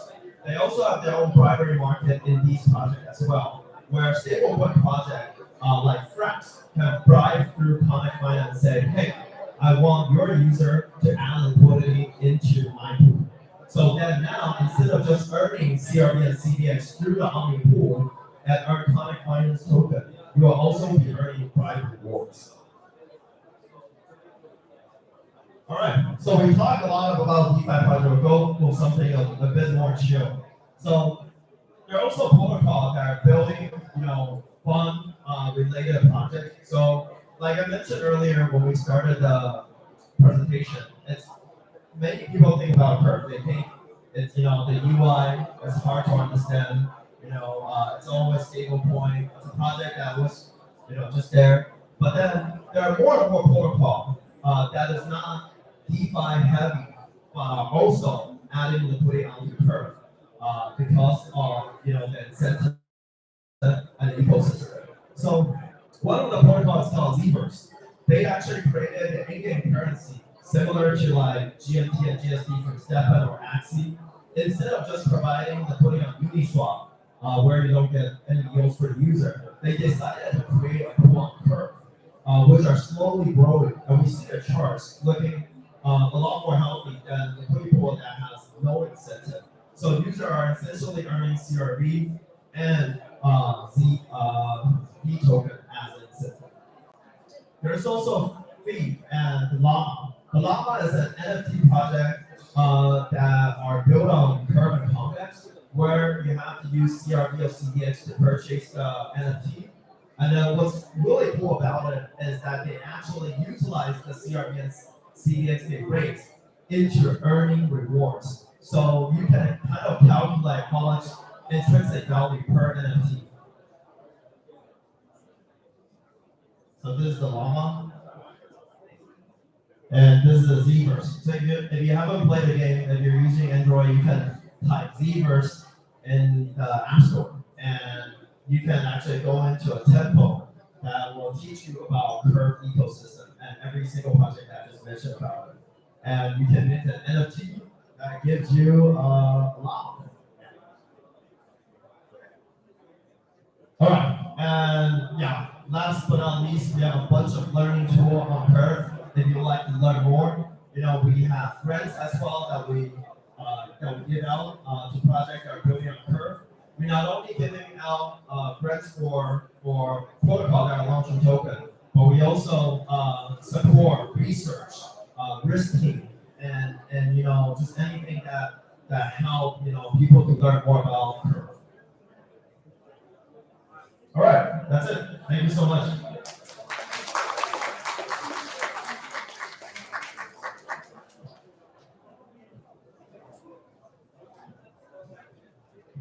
Thank you, Mr. Block. Hi guys, could you please maintain a quiet atmosphere here because next we will have two panel discussions and the discussions are live streaming. So next, moving on our first panel discussion, let's talk about the development of DeFi infrastructure and the next innovations. I'll give the floor to Taylor Harris, the mod for this panel.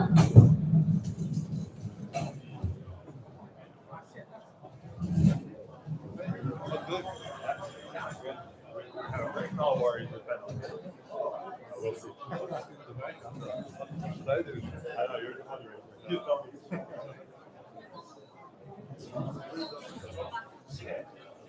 Bye.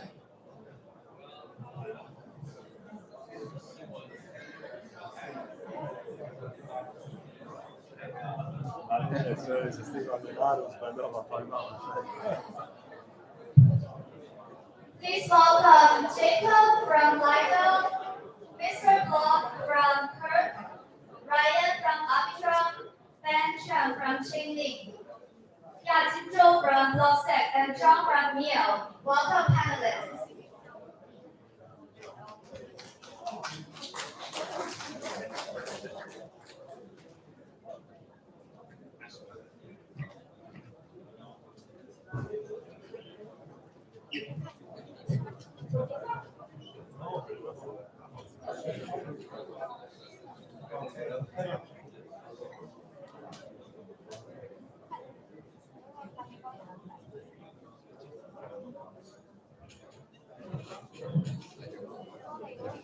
you go, Mr. Peter. Yeah. Chris. Block.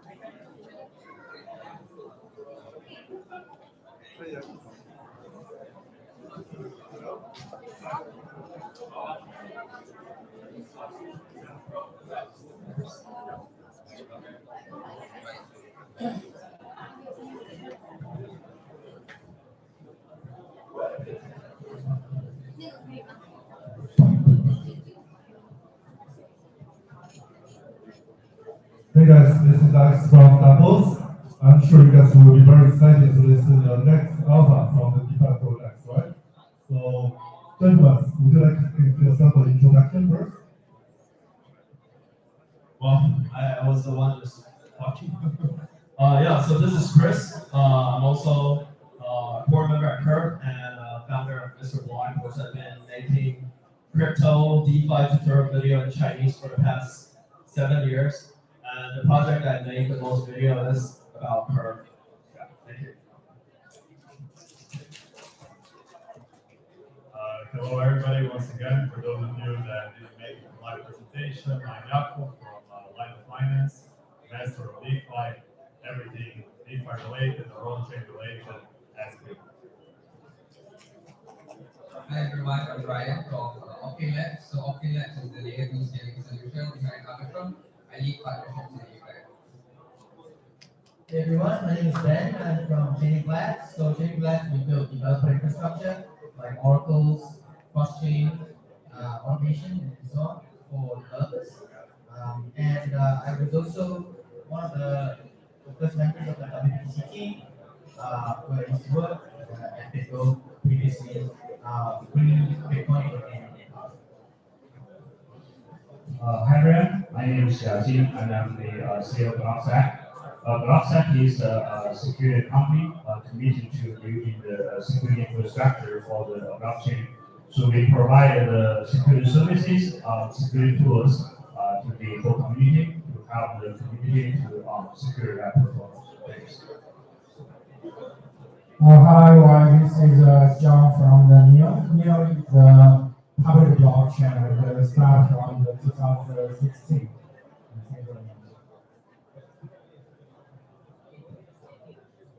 Cool, so gentlemen, I have a very tough question for all of you, right? Do you think in one day will DeFi be sci-fi? What do you think about it? Will DeFi be sci-fi? Let's say, people using DEX more than the centralized chain.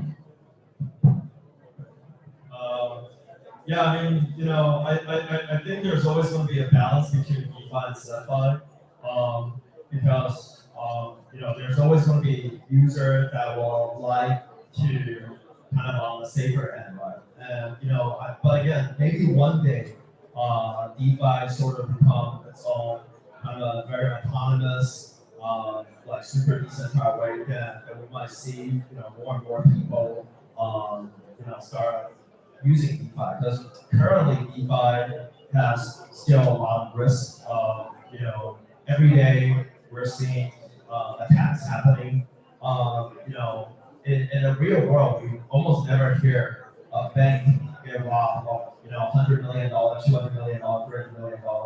I don't remember the last time, because I'm from Taiwan. I don't remember last time I hear any bank that got robbed. But for the time, I've been in crypto for so long, and ever since I started making video about DeFi, every month we're gonna report an attack, right, happening in DeFi. So I think there's over probably 3 or 4 billion that has been, taken away from DeFi. So I think that risk is still too high for a regular user for now. So it's going to be hard for DeFi to take over CeFi. Thank you. I think I hope there will be a balance between DeFi and CeFi, and I really hope that DeFi will serve as a backend to CeFi to offer some of the opportunities that were never possible without the things that we are building on the DeFi side. But then again, I really want to see DeFi available, permissionless, to everybody who wants to use it as like an advanced node. So if you don't want to go through abstracted providers, providers that are abstracting DeFi for you, if you're feeling more advanced or if you want to build custom strategies, I would like to see DeFi always available for everyone. So those are my thoughts. Yeah, definitely, I see synergies between CeFi and DeFi. CeFi definitely is an opportunity for new users to get their hands dirty and engage in the space, learning how to obtain certain crypto asset. But as users learn more about like self-custody and also advanced trading strategies that they may consider going into the DeFi route. And also on the DeFi route, there are talks about like having permission pools. How do you think about the regulatory aspect around KYC or AML? So this is, I guess, the innovation in the DeFi space, whereby you can see more adoption around both retail and institution.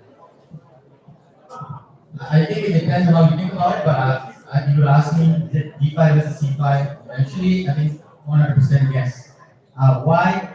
I think you've already seen some of that happen. So if you look within crypto asset trading, when centralized exchanges like FTX are going down, and people are asking questions about these other centralized exchanges, where do people go? They actually end up onboarding onto the decentralized exchanges. And so that's really one way that we're seeing this start to happen, right?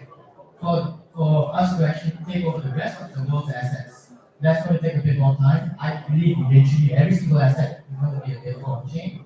We just have to solve a few scalability problems, user experience issues, and a few trust issues as well. But I think, yeah, definitely. Well, I think it's very interesting question because it is related to the philosophy someone wants to quote. But from my perspective, I think the still a long way, to for the massive adoption for the DeFi.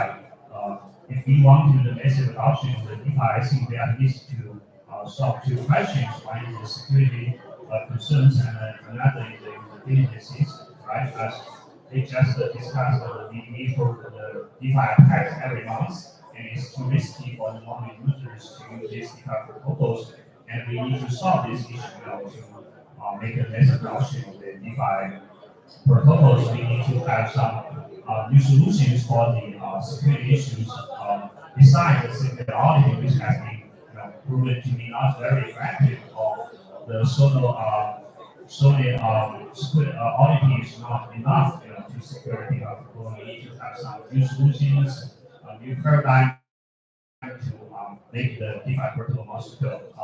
After we solve this, then we can talk about whether the mass adoption of the DeFi will come true.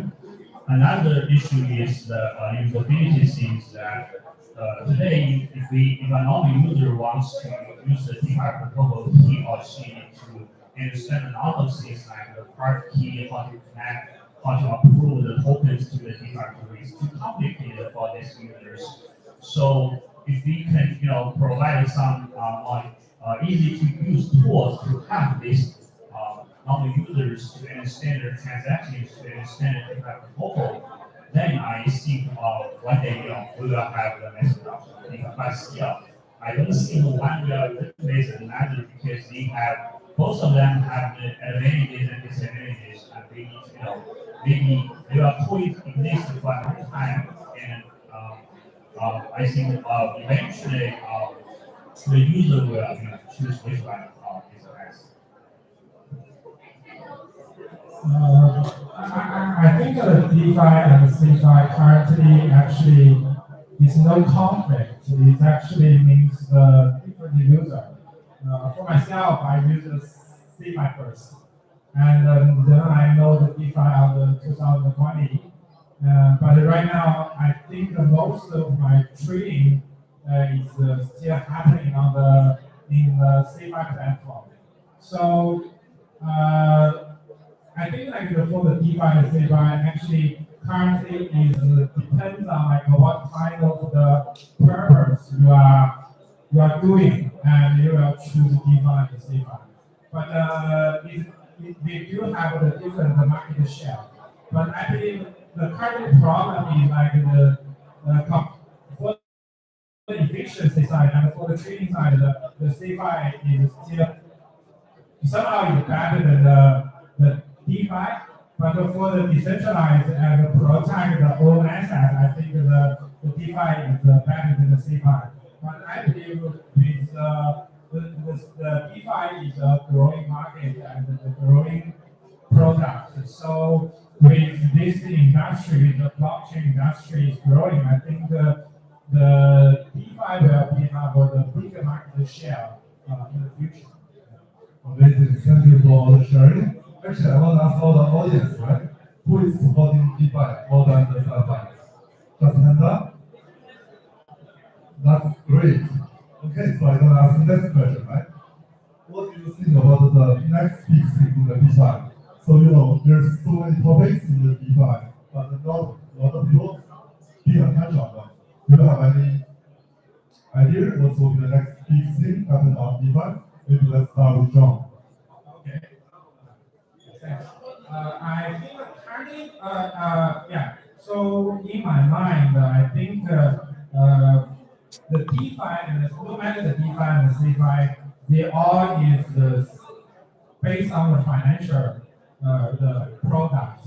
So when we thinking about what will happen in the DeFi, we can to see like what in the current traditional the finance is happening. So now you can do the borrow and lending, you can do the trade, the exchange, you can do the perpetual trading in the DeFi.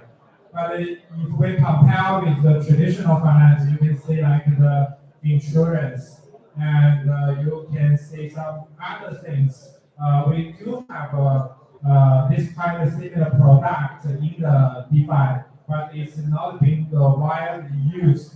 So I think the first thing in my mind is will be happening in the DeFi for the next bull market is maybe the insurance. And the second thing is I think in the future blockchain technology is growing, and especially for the regulation side. So the real assets connected with the blockchains will be very big trade in the future. So RWA, I think, is also will be will happening in the next several years. So I don't know if RWA is built to the DeFi or CeFi, but I think it will be very important the regulation structure for it actually to boost the crypto and blockchain faster. Yeah. Thank you. Yeah, thanks. Yeah, I think from my perspective, I think the next product in the DeFi space is that we need to make a new paradigm or new solutions to secure the whole DeFi ecosystem. That's because if we will only secure the DeFi ecosystem, they can expect the next adoption of the DeFi platform, right? So I don't think that any users wants to trade in an ecosystem which is too risky for them, because they need to worry about the security of their assets. They need to worry about whether the investment in the DeFi protocol will be safe, will be robbed, will be by different parties. So I think we need to have some new solutions, besides the solutions we are currently have to secure ecosystem. We need to have the secure solutions from different perspectives. We need to have the secure solutions, to secure the investors who invest their assets into the DeFi protocol, to secure the user's assets. Because when you talk about the security, we are always talking about the security of the protocol from the protocol perspective. But honestly, I do think the protocol are doing very good, to protect user assets into the DeFi protocol. So we need to have some new products, new tools, new systems from the LP's perspective, from the investor perspective, to protect their assets. The LP and the investor, they have the rights to know what's happening in a timely manner, and then we need to take some actions, to respond to immediately to take actions to restore that investment into the DeFi world. So from my perspective, I see the next main product in the DeFi world is that we need to have some new security solutions and product for to secure the whole DeFi ecosystem. Yeah, so I think when I think about it, you gotta break it down into the many dimensions of growth, right? So when I think about growth for DeFi, the first dimension for me is the different types of products that you have. And the second dimension is the assets that you can do. And so the value to someone, how useful is DeFi, is what can you do with different assets multiplied by the different assets you have to them, right?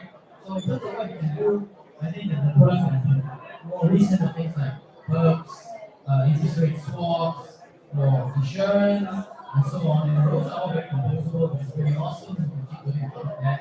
And then on the assets, I am quite excited about real world assets. I think it's about more and more assets that we really use and we really want to be able to finance for are going to go on chain. It just takes a bit of time. But I think those are the two areas that we can create our.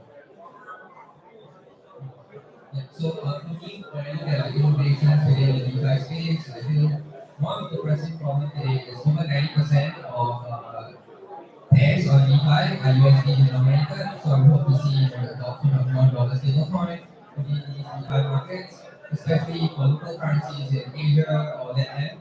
How do users get in and out of DeFi with minimal certificates?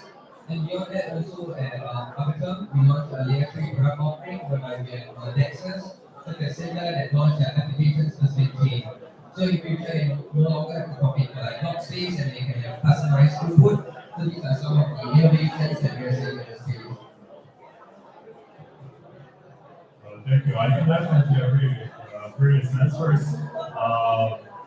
Especially, I would like to double down on the security part because I really think that we need to somehow put a snapshot on the DeFi primitives and make them really secure to allow more complex products built on top by assuming that the base layer is as secure as possible. I like to think of that because I was also a builder, so the things, my point of view also comes with a bit of a technical perspective. Let's take, for example, I don't know, like JavaScript. Okay, you created a language, but now we can create a framework on top of it. Now we have a framework, we can create something else. So let's do these tiers. Let's make the first tier secure. DeFi primitives. We can already start integrating DeFi primitives and expose them to TradFi, to institutions, maybe do some simpler strategies on top of them. But then put the new startup activity on top of them to create a new DeFi summer for more complex strategies. And then put another snapshot after, I don't know, a year, create that layer secure, and then start building more complex on top. Those are my thoughts, and that's basically the trend I want to see. Thank you. I agree with what everyone said. I think the security part is especially important. We have to, make it safer for the user. And I think we should definitely take, a lot more attention on the compiler, basically the language that's been used. There are way less money that's been spent auditing basically every object, facility or hyperlink. And hence why there has been recent attack on compilers, right? So often we kind of just look over and think whatever that's supposed to work should work as it is. So security part, I think, is definitely the most important. There's definitely a lot of attacks that will happen or already happened, which are kind of the main reason I stopped segregation. If we look at this year, the contract that's been deployed, most of them are actually forks, right? They're building on existing battle-tested contract and kind of redesigning it. Some of the projects I mentioned during my slides are stablecoin protocol that basically exists back in 2021, such as making out liquid. And they kind of redesigned it and changed ETH as collateral into SDF. And that's about it.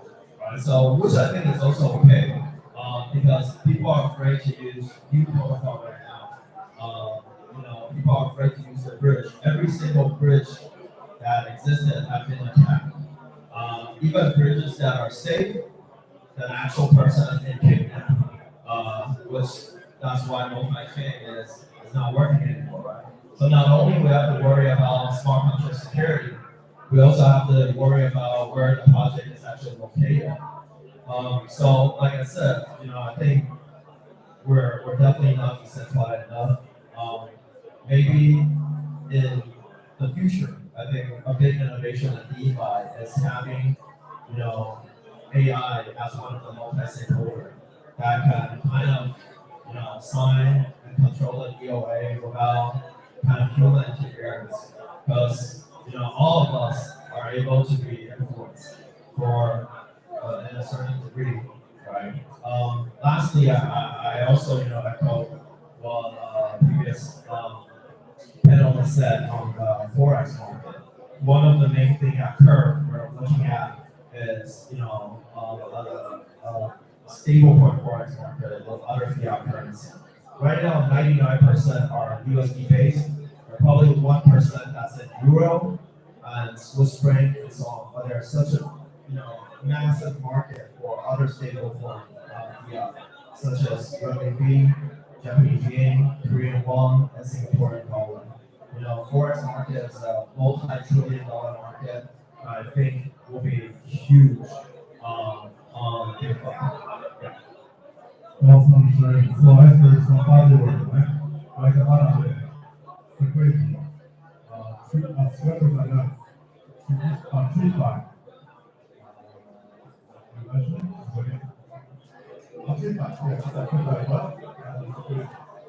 So well, that's probably because we're in the bull market, bear market.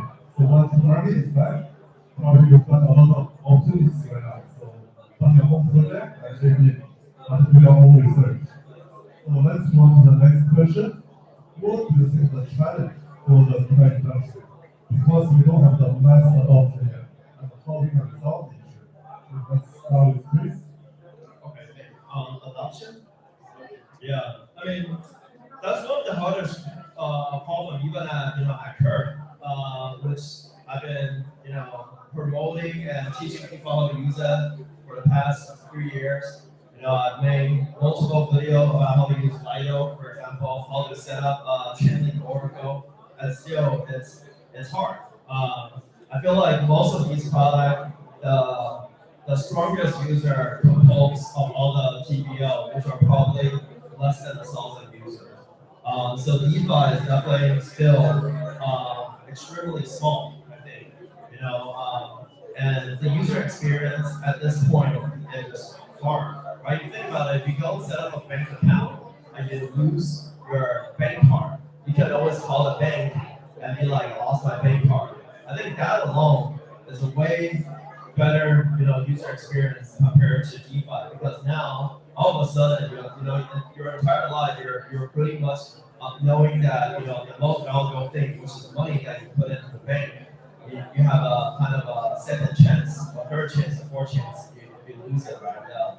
But then in crypto, all of a sudden now you have to rely on yourself not to lose the private key, right? So I think DeFi user adoption is really hard there. But I do think that there are multiple new solutions, such as AA, that potentially could improve user experience for less DeFi heavy user. But then the gas fee is still a big problem, right? If you're a small DeFi user, which means that you're depositing way less money into DeFi, meaning that you will be earning way less. So these gas fees that you're paying are the same as people that are depositing millions of dollars, right? So then you kind of have to have a way to not only make it user friendly, but also make it gas friendly, fee friendly, in order to improve user adoption. And definitely a better UI. Don't make it like how we build our UI. Yeah. Yeah, for me, I think there are multiple fronts we could attack to reach wider adoption. We could have workers, obviously, also from the regulatory compliance side. That front, we should put more focus on the education, but also improving user experience helps in that sense as well. And definitely we need to leave the sandbox that we are currently in. And as you said, like DeFi is really small, even though like it did grow, it's still very small compared to TradFi. And at the same time, there's a huge opportunity outside that we just need to reach. How to reach it, educating, trying to work with regulators to find the best way possible for both of us, because there is a big discrepancy between us.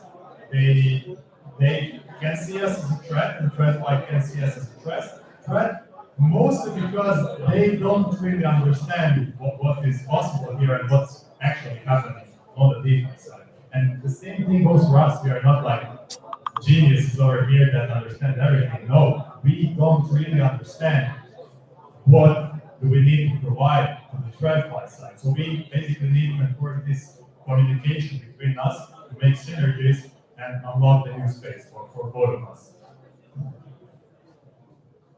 So for me, I feel the infrastructure layer for retail adoption versus institutional adoption is slightly different.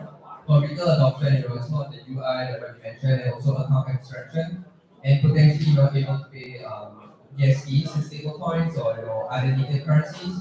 But for institutions, I think what they're more focused on is the regulatory aspect. So for example, when the Project Guardian that the MAS published, they work with verifiable credentials. So how do you verify a trusted set of entities to work with a whitelisted pool? I think this could give some greater regulatory clarity to some of these institutional players who are looking to how do we leverage an AMM, for example, to do FX swaps on chains.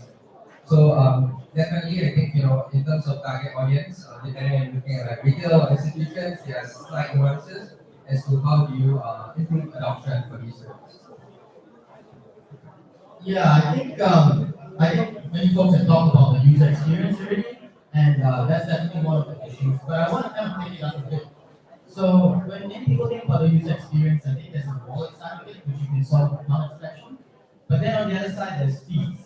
And fees, as we know, when the number of users goes up, it also goes up. So I think solving the scalability issue, which it is a scalability issue, right? How do we scale to more users without increasing the fee is a very huge problem. And actually, we have started to solve that problem because we have layer 2s, we have layer 3s now. But that brings us like a new set of challenges. And those challenges actually have to do with how do we still keep DeFi composable across chains. Right? I think that is a challenge that I'm thinking about now, which is not that simple, and we should discuss more. But I think the problem with that is that in the past you could have all these apps like Food Combo or Convex that builds on top of the lower layer. But if everyone is going to scale to their own chain or their own layer 2, then that's going to need a bit more work. So I think that's the biggest challenge. Yeah. I said my previous guest, I see the usabilities that is a very challenging for current DeFi ecosystem. The usability is we need to have a very good UI or DeFi protocols. We need to have gas efficient interactions to these DeFi protocols. Many the DeFi protocols currently, the user interface is, I invested my 20 years ago. We even do not have some smartphone apps to use these DeFi protocols. We need to use the web browsers to use this. But to interact with this DeFi protocol, which is, very inconvenient for users. So the usability is definitely one challenge for the message adoption. And we have talked about the security, so the security is another thing. And I think besides the usability and security, we need to create more user scenarios for these DeFi protocols. Like if we can evolve to use these DeFi things for the payment, then we can have much bigger user, much more users they will use our DeFi protocols. So this further involves we need to have the compliance, right? We need to have the compliance for these things because the government they need to regulate these protocols, they need to regulate these cryptocurrencies. So we need to have some compliance but some community, but the DeFi communities sometimes they do not want to this regulation. So we need to have some balance, in the community between the government, between the decentralization and the compliance and regulation from our governments. I think this is one perspective that has been largely ignored by the DeFi community. They also want most of them want the decentralization, but they also need to regulations, compliance. Only we have this, we can involve many more users than we will have message also. So I think it's mostly cover everything. Yeah. The easy to use, the security, and follow the regulation. So I think that if the DeFi can do it, it's already very good, but if we better, it will be easy to adoption. That's Perfect. So, well, I heard all the problems and all the questions, right? It's time for me to do advertisement for Devils. So Devils is a decentralized operation system. So we focus on the human-centric and we try to bring user experience like Web2. For them, they can just go to DeFi, to trade on DeFi, to buy the NFT. They don't need to think about how to switch a network, how to buy the gas token, how to bridge the tokens. They don't need to learn any of those. What they can do, just trade, like Cyber, like Binance. We're going to build this experience for all the DeFi programs. So, well, if I need DeFi projects want to know more, please feel free to talk with me. So let's move to the next question. That's a very tough one. I don't know who gets this question, but well, for nowadays, right? There's no much new users come to blockchain more. What's your strategy for the next program? How do you acquisition of new users? New users for Like they never use anything from blockchain. They never use any DeFi. okay, for DeFi perspective, I think like we can say like on the 2020 the DeFi summer, why it's so hot. I think the significant reason is profit. The return is good. So I think that the good return, the yield farming is always been the best way to attract the new users to learning. So yeah, so this is the first thing in my mind, and the second thing is like we can see like the DeFi actually providing the similar service as the traditional finance. So, but the DeFi will be more efficiency, the advantage. But currently the issue is like the DeFi is a little bit for the normal user is difficult to use. So, but we can see like now many of the new projects, as just mentioned, like the AA wallet, this kind of things, is to short the gap of the normal user and the DeFi product. And we also can see like many of the financial institutions, they do have some problems happening, but we can see they have the huge of the money they getting from the normal user to do the investment in the DeFi protocol. So it means like I think like with for the new DeFi products, if they actually can become more easy to use, it also can more efficiency to do the marketing. Easy to use is more efficiency to do the marketing to get the new user. Yeah, so Yes, I think that the full return and user easy to use will be the key points for to reach the new users. Well, I think that yeah, this is really a tough question. I think because we all want users. Yeah, but from my perspective, I see besides the profit, right? Because the DeFi is somehow why there are so many users entering this space is because you can get profit. So I think besides the profit, we really need to care about the real issues the users, currently have. Like for me, because I come to Singapore yesterday, because in China mainland, we have a very good payment system, the mobile payment system, so to do the payments. If we can, bring such convenience or the user experience using the cryptocurrency, like if I travel overseas, like if I travel to Singapore to Europe, if I can have a very good payment experience using cryptocurrency, this really solve my issues. So if that is such a product to solve my real issues, then I will use this product.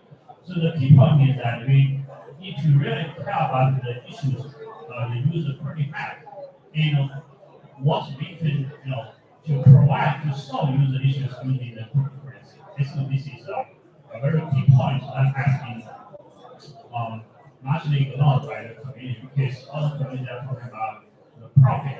I agree that profit is a very good incentive for the users as we really need to care about the real issues.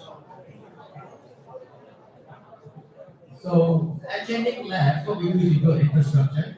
So we're not really, in the business of saying like what we need to do to get into the bull market.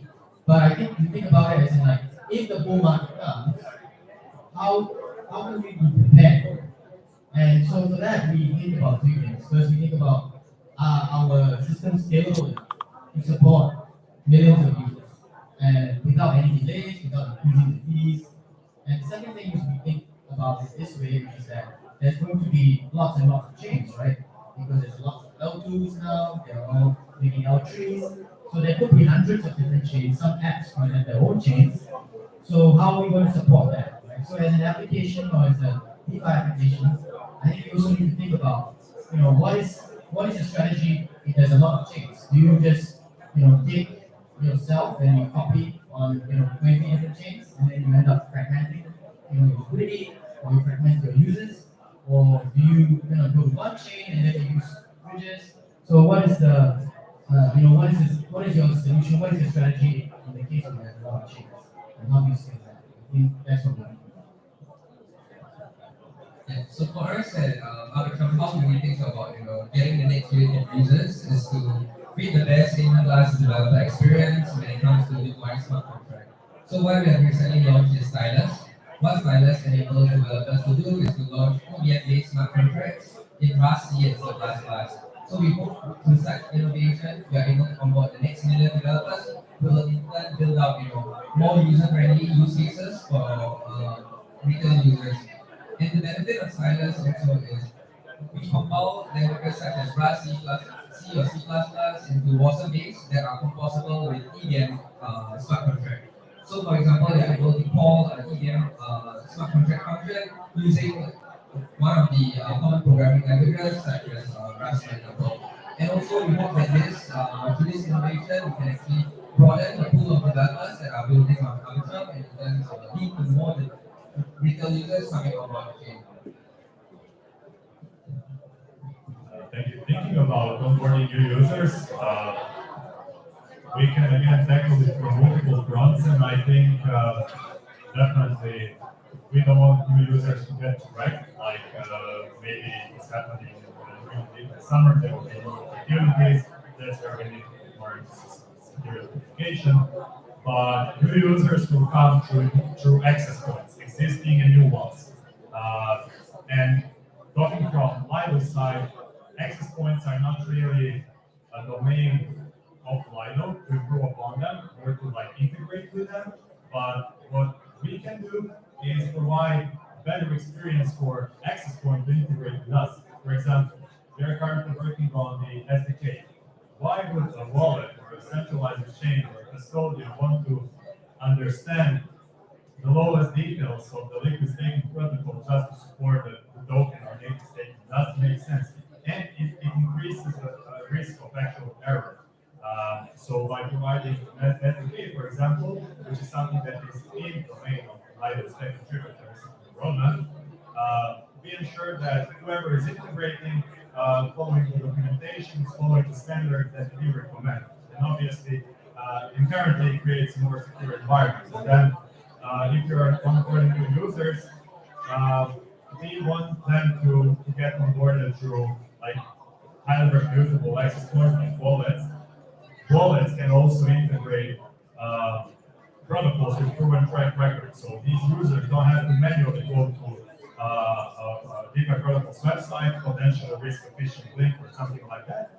They could have, I'm talking as Lido. So let's say they hold some ETH inside, they can see an earn feature, and they just click, do one click, one transaction, and stake.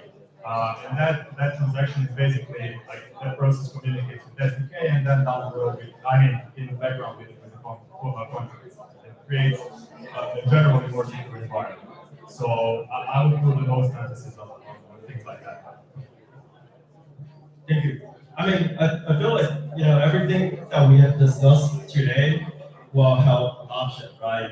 We mentioned about security, we mentioned about DeFi crusher, we mentioned about, fixed interest rate, complicated, complex DeFi product that will help provide more option. I think all of these are essential to create adoption, right? Security is essential for creating adoption. New ecosystem change, like what Neo is building is, and what Arbitrum is building is going to bring adoption. I think what really, needed, I think, it sounds like corny, but I feel like it's still going to be, heads down and build, right? Continue to enhance existing product to make it safer, right? I think in the past few months there has been an attack on product that we thought is safe, and what we learned is that something that hasn't been attacked doesn't mean that it's safe.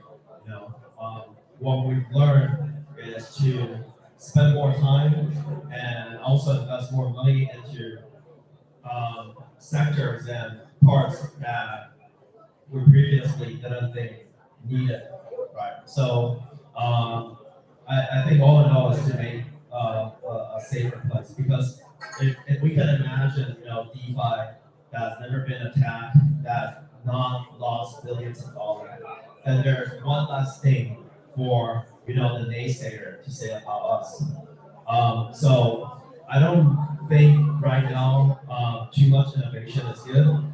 I think it sounds a bit contradicting, but I think in the world of crypto and blockchain, it's unlike Web2, where if you have a bug, if you have a problem, you can push an update and fix it. In DeFi, if you have an issue, most likely someone's going to lose money, which it's going to be hard. So I think for the best adoption is to have a good track record, but not also not to feel safe just because you've never been attacked. It could mean that an attacker or a group of attacker are waiting for the right opportunity, right? So I think right now, before let's say the next bull market, it's really for team to kind of spend more time and redo their homeworks. Amazing, thank you for all great insights. I will have one last quick question. Now open to the floor. So very quick one, right? There's a DeFi summer, there was LP summer, there's L1 summer, LP summer. What's the next summer? Very quick one. Perp summer.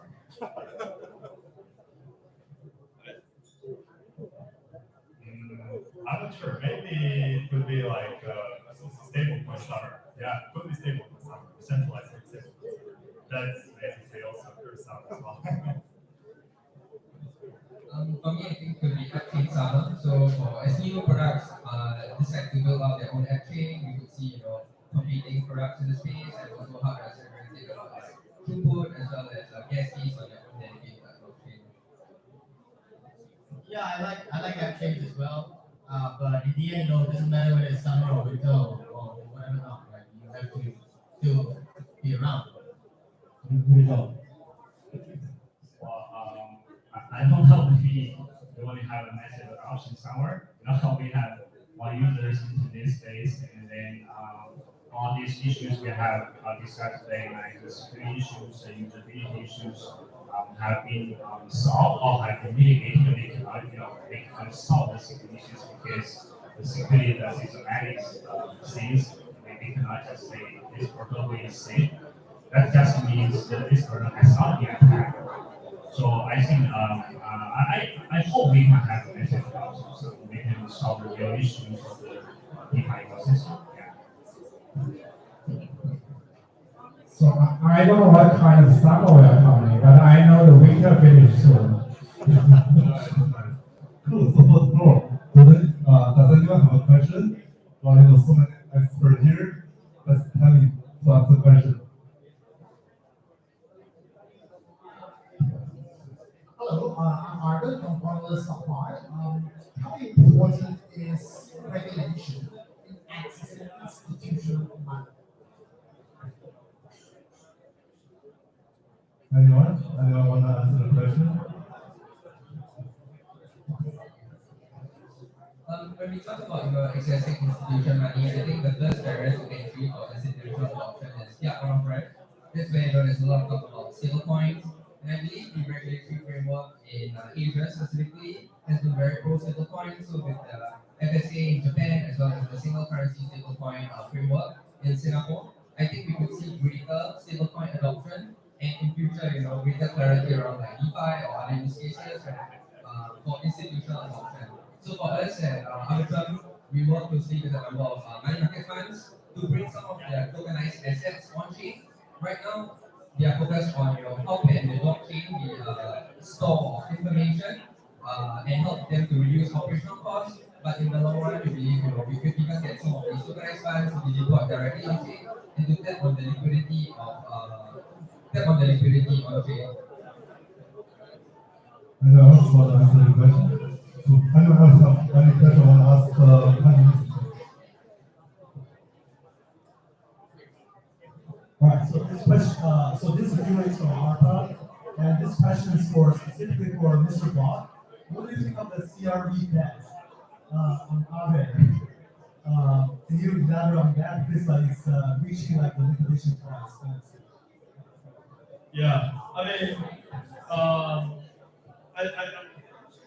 think the debt issue has kind of been solved through the OTC, where there's sufficient amount of stablecoin that the founder has to deleverage. So that's what has been doing. So I think the liquidation price right now is around 20 cents. So we're still, halfway, right? So I don't think that will happen anytime soon. There are, I think, over 50 or 60 offers. That's over, quite a lot of money that want to come in to support. I think, when a lot of people look at the OTC deals, should also think that they're Curve is not a, it's not a cheap project as well. It's valued at 1.4 billion, right? So having supporter to kind of bring, stablecoin and buy the token, it's a strong support. And we're not talking about, a few million. We're talking about, nearly $100 million, right? So, I do think that it's not that of a big issue on the liquidation side. We do have, multiple supporter, including, such as Cobo, Matrix 4, Finance, multiple, and then, a lot of the projects I mentioned in the presentation are projects that are building on top of Curve that do need CRV as their voting power. And, some of them were also the supporter during the first OTC sale. And like I said, there are, millions of dollars of bits to continue to support. Actually, just when I came in here, they were already approached me about it. So, yeah, we're not too worried about that. Perfect. So last chance. Anyone have the last question before we wrap it up? Anyone? Cool. Wow. Thank you for everyone for the great insight today. And hopefully the DeFi summer will come back again very soon. And please give a big clap for our all the panelists.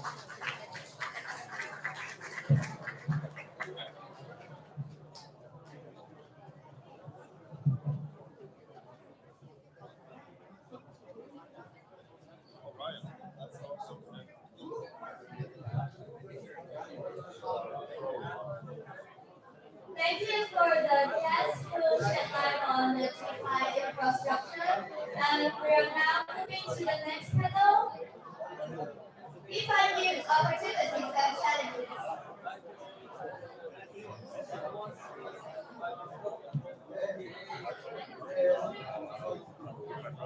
Hey, everyone.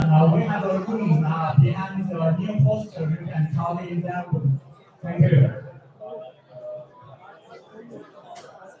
Please be quiet. Hello. Hey, please respect our speakers. Thank you. You can go outside to talk. You follow each other on Twitter. Huh? You follow each other on Twitter. Yeah.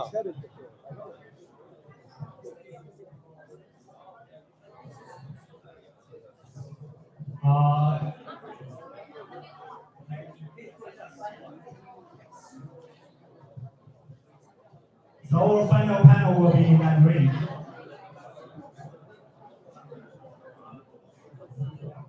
我们那个开始了。哎，各位安静安静。哎 ，Hello。可以去外面啊，可以去外面，还可以去那个小屋子在边上，都可以去聊，不要在这里聊 ，OK。好，那个我们开始了，那个非常荣幸啊，今天请到的都是华语这个做 DeFi 的各路高手，都是不同的这个流派。然后我们先让各位先简单做一下自我介绍，然后也介绍一下自己的项目。我们从那个超级老师开始，然后阿 Sir 在路上，他应该10分钟之内就到。好，我是少林派。好了，我是超级星啊，之前的话跟神奇，在以前也是当比特币矿工啊，现在当DeFi矿工。那我现在的话就是有运营一个社区，就是本部社区就是做 DeFi 跟链上的套利啊，然后呢做了也有蛮长时间了，就是17年开始啊。因为17年的话，因为我们有些原因我就没有再去比特币挖矿了，因为就回到链上去卷，见证了咱们这个行业的供链的发展，然后面到这个 App 的发展，到这个IoT 的或者发展啊，现在面到 DeFi 的发展，然后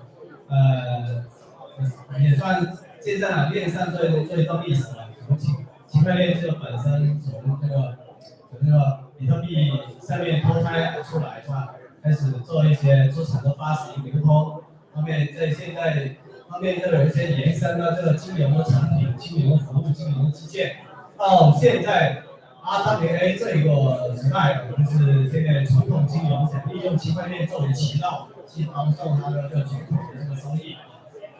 我在链上金融这块的话，算是我比较喜欢的吧。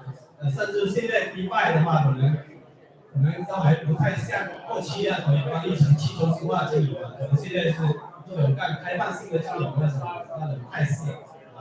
然后我们也一直在深耕这一线啊，做流动性提供商，然后也在挖掘就链上套利的一些机会，然后的话去链上套利啊，就链上的操作我们也都在做。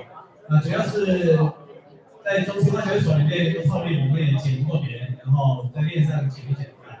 那我的介绍就到这里，给声音啊。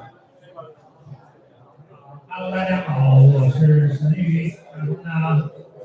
DeFi 这一块呢，可能之前玩的比较多一点嘛，主要是链上各种各样的操作，包括一些流动性的提供吧。然后我们在这一块积累了一些经验，然后所以也在这个局势里面把这些东西给逐步的产品化，推出来一系列的链上的风险和 DeFi 里的投资工具，然后来帮助大家更好的去在链上去，虽然现在可能链上更多的像一个链森林化，充满了各种各样的不确定性和可能的潜在收益，但是也有各种各样的著名的黑客团队经常发起各种各样的攻击。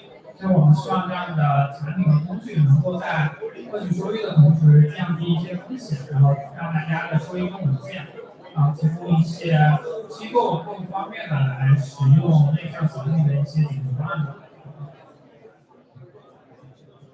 大家好，我是伟豪，我是那个 Cobo 的那个 founder CEO， 我们是一个新加坡的自己交易团队，我们主要跑的一些 DeFi 的策略，例如像在那种 RFQ 的协议上，就是像 One Root 啊 Zero 上面能够做一些做市策略，我们也有做一些ME 的一些 searching solving 这类型的策略，当然有跑一些比较传统的，像在 Uniswap 上面的一些 LP， 但是我们做一些比较积极的一些 LP 的一些策略。Hello， 大家好，我是以兄弟的 Jimmy。以兄弟是一个多链的 DEX 和流动性服务平台。我们主要针对于像ZKC、Mental 等这些新的Layer 2，在上面去作为一个第一批的建设者，去给各式各样的资产去提供一个高效然后安全的一个交易的一个 DEX。那么在 DEX 上来说，是一个相比于传统的 AMM DEX 来说，我们是能够在 AMM 基础上能够叠加上去中心化的限价单以及链上的订单部的功能，可以认为是一个 AMM 加 OP 的这么一个模型，能够让一份流动性对不同的产品业务去提供更多的支持。然后也很开心大家来到新加坡，我平时也会在新加坡会议，希望有机会跟大家更多交流。Hello， 大家好，我是 Ryan， 然后我是 SoPro 的 CEO， 然后SoPro 是我们在3年前，然后一直做到现在的一个创业的一个公司，然后这个公司是一个 DeFi 的协议，简单来说，我们做2件事情，一个是我们做一整套链上金融工具的一个基础设施，所以我们其实能够就是通过这整套基础设施，能够让大家非常容易的创造各种链上的金融工具，无论是债券，然后期货、衍生品或者是基金。大家都可以在这套基础设施上面去做，这是底层基础设施。然后再往上一层，其实是一个链上的一个资管公司。这个资管公司本质上就是也是跟今天的这个主题非常契合，就我们会就寻找大量非常优质的资产，然后找到大量需要这些资产的资金，然后把双方进行匹配。所以这是第2件事情。然后最后简单讲一下，就是说我们在资产端呢，主要是也有3个方向，像DeFi类的一些资产。那就是说，比如说像 Uniswap 的 LP 等等，就是刚刚其他嘉宾也有提到，然后像 GMX 的 LP 啊等等这一些，然后 CFI 类的其实各种交易所内的量化对冲基金这种策略，这种也都属于一个，包括 ETF 就是说一些比如以太坊直接的一些投资的一些主观的一些基金，然后再之后是像 RWA 一些传统世界一些基金产品，其实我们也现在是在逐一的在提供到平台上，大概就这样。谢谢各位。那个还是提醒一下各位注意那个安静。那个该点名了，那个江雨晨安静点，还有那个 Grace 还有那个呼呼那边都稍微小点声。OK， 好，我们下一个问题就是因为今年整个现在包括像Curve，包括一些基础协议的收益已经非常低，然后但是在座的各位应该都还是有一些超额收益所以想让各位聊一聊今年你们的收益主要来源是哪里？然后哪些是行业给的，哪些是你们自己的这种额外的一些超额收益吧？我们超级开始。做一个是付费内容开玩笑那个首先的话正常收益还是就DeFi挖矿这个过程矿田。其实我个人是觉得在这个对这么安静聊一下吧。我觉得从去年开始，我们这个区块链这上面的话有2个比较稳的收益，一个是这个以太坊 2.0 后的话，这个以太坊的这个 POS 利息是吧？在这里面起码提供了一个4%左右啊，5%和4%的这个基础收益。然后第二个的话就是这个像那个万科道这个带过来的这个5%的这个美债的这个收益啊，这个RWA收益的话也是一个收益。那如果我们再把那个收益当做是一个税收的话呢，这个就是个美债。所以如果那你在DeFi挖矿的过程中，流动性过程中把这两种叠加一下的话呢，它收益的话会往上面走。就是说，一个是以太坊的税，第二个的话是美债啊，我们叫做税债双收啊，税债双收。然后呢，这里还可以加上这个DeFi他们那个协议的代币，它会奖励嘛。所以，因为我们都是挖挺卖的一个策略，所以的话，再加上这个代币的这个的话，算是，其实我个人感觉的话，是从去年到现在。在DeFi挖矿里面还是一个不错的牛市啊，我不觉得是熊市啊。然后如果说超额收益的话呢，可能我自己本身的话有2块，第一个的话可能是在这1年过程中链上大大小小的事件驱动型的这个链上套利啊，然后多多少少都参与了啊，然后提供流动性获得一些比较超额收益。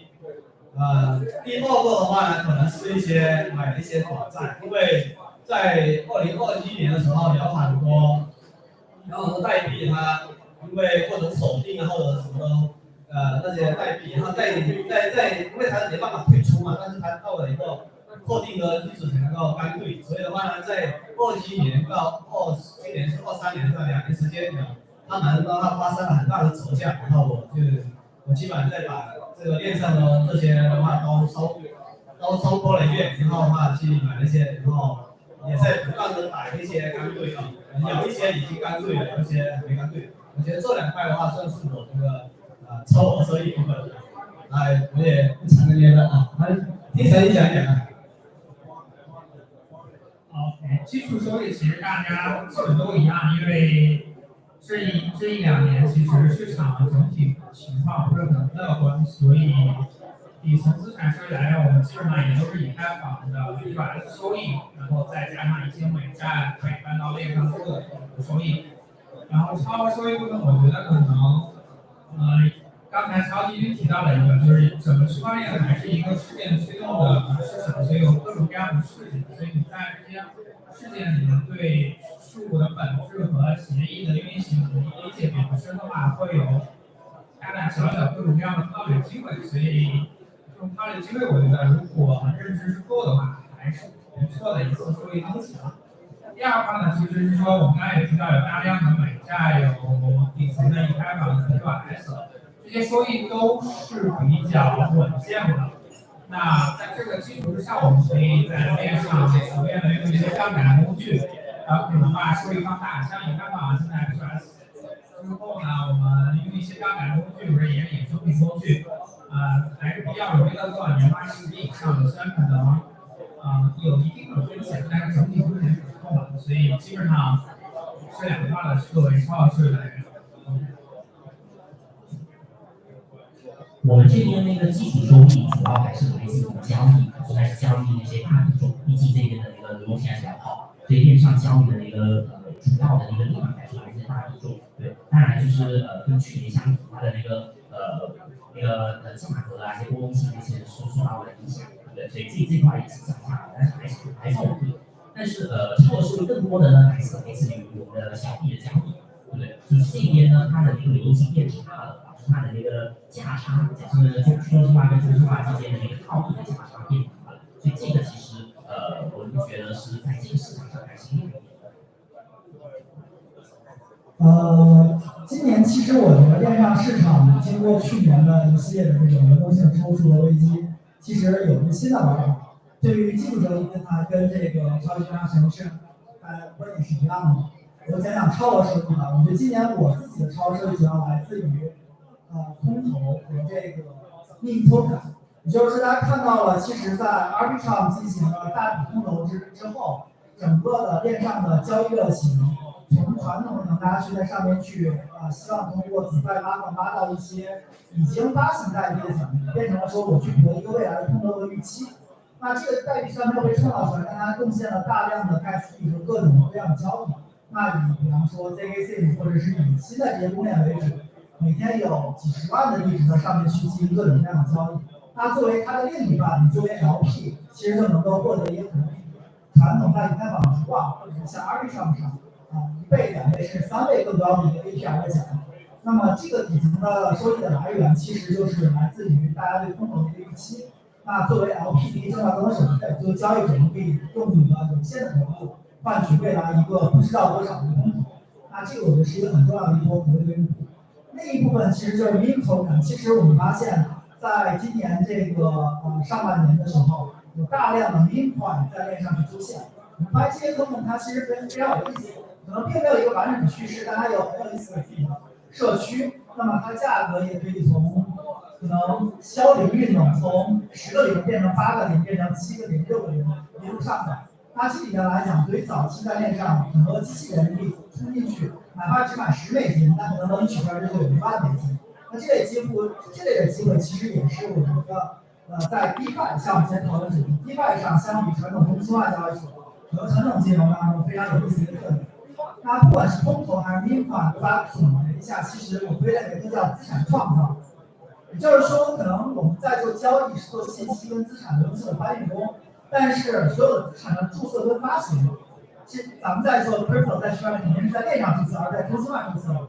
你只要离资产的发行足够近，那不管是公链的空投，还是原生在上面可能只有1%价格或者1/1000价格的 meme coin， 都是你们收益的重要来源。当然，这些就是这个风险会更高，仅限于这个大家感兴趣的去尝试。当然说，我觉得 DeFi 更加丰富之后，有基础的收益，有超额收益。那这2个是我今年的超额收益。对，我觉得那个 LSD 还有阿特杯这个前面几位这个嘉宾已经讲到了，然后我自己也简单讲2块。我觉得一块就是跟 Jimmy 类似的，就是说各种公链上面的福利。就是说，我觉得现在整个财富的这种创造的机制，其实是有一个很重要的一个变化。之前的时候还是更多是在IEO， 就是说各种交易所的发行的那个时候，一般是最主要的财富来源。当然前段时间我觉得币安的这个 IEO 其实还算挺赚钱的，那几个新上市的项目其实涨开了，但是整体来说，大的逻辑、大的一些机会，其实是从中心化交易所去到了公链。所以公链上面有一些早期不错的一些项目，或者是一些空投的机会，其实是我一般关注的，个人关注比较多。第二个就是说，我觉得链上的 Perplex 是我关注的，就是相当于第2多的东西。Perplex 就是说，大家都我觉得普遍就有一个共识，就是说整个链上大家觉得还是会出现，就是说衍生品也会在链上交易。现在其实现货的量在中心化交易所其实是远远没有衍生品高，但是在那个 DeFi 上面，其实衍生品还是非常小。那这种情况下，就我们会看到市场上面会出现大量的 Perplex， 就是这种做这种有序啊，做这种合约型的这种链上的这种产品。然后这种产品上面的手续费，一般我觉得还挺可观的。如果说用这种产品再去中心化交易所去对冲掉情况，基本上是我现在看到一个不断出现 alpha， 甚至我经常看到有一些年化上百的一些机会，就是一些新出来的某一些 Perplex， 它上面的用户但凡稍微多一些，这一些对冲的这样的一个收益就多上百的年化。我觉得当然它只是一个局部的，比如说1个月或者是几周的，但是我觉得整体来讲还是一个不错的一个 alpha， 大概是这样。OK， 那个。你说到的一点，觉得 Perplex 这也是一个蛮有趣的东西，因为现在很多 Perplex 都争取在上线的，对不对？他们有很多的一个空投，所以这个空投的力度也是蛮大的。那个我们也欢迎阿 Sir 阿 Sir 可以简单介绍一下自己和现在的这些基金以及现在的投资者。大家好，我是阿 Sir， 我是 Defiance Capital 的创始人，CIO。我们今年成立了一个新的基金，就专门在2级市场做投资。就因为我们叫 Liquid Venture Investing， 就是基本上就是把这个数字资产把它当成风投这样来投，不过是一个流动性的风投资产。因为其实大部分的数字货币本质上就是一个很早期的项目，除了比特币、以太坊以外，所以投资项目呢，就是我觉得你还是要怎么说呢？可以比较灵活的去应对这个市场的转变吧。就好像说今年的这个 NFT 的首次，其实是大家都没有预估到会这么首的，所以我觉得是作为这个二级市场这个投资者，你可以比较灵活的去面对这个市场的这个改变和转换。对，然后如果有一些新的赛道做的比较起来的话，你也可以比较灵活的去布局的去投进去。因为其实现在有一些市场上比较有兴趣的、有潜质的赛道，你其实怎么说呢？你一级市场去追，你也未必追得到。其实而且我觉得，在这个一级市场的投资呢，其实会越来越趋向于就是Web2这种类型的这个回报率的这个分布，就是你如果没有投到某个赛道里面的头部项目的前3项目的话，你其实是会完全投不到回报率的。举一个例子，就是说假如说你投 NFT 吧，你要投一个 NFT 的基础设施，其实本质上从一级市场的投资来说，你能投 NFT 赚钱的就只有4个项目 ，OpenSea 的Upload， 还有可能还有1-2个项目嘛。其实如果你投了很多 NFT 的基础设施，你都没有投到3-4个的话，其实你的这个一级基金的回报率是会蛮困难。所以我们觉得从一个2级的角度，可以比较好的去根据市场的反馈去做投资。然后在这个 DeFi 上面呢，当然我们是属于 DeFi 起家的，我们也一直在关注的投资。可是我觉得今年的这个整个 DeFi 的这个回报率呢，其实还是存在，可是你变成你是需要去拿更多的风险来换取同样的回报率。其实这个事情从21年下半年开始就已经发生了，然后就越来越卷，然后来到今年的时候，其实是非常卷的时候。所以我觉得我们会更加选择性的，不是说一定要去在这个地方去做优化品，只有看到一个比较好的机会的时候，才会进场。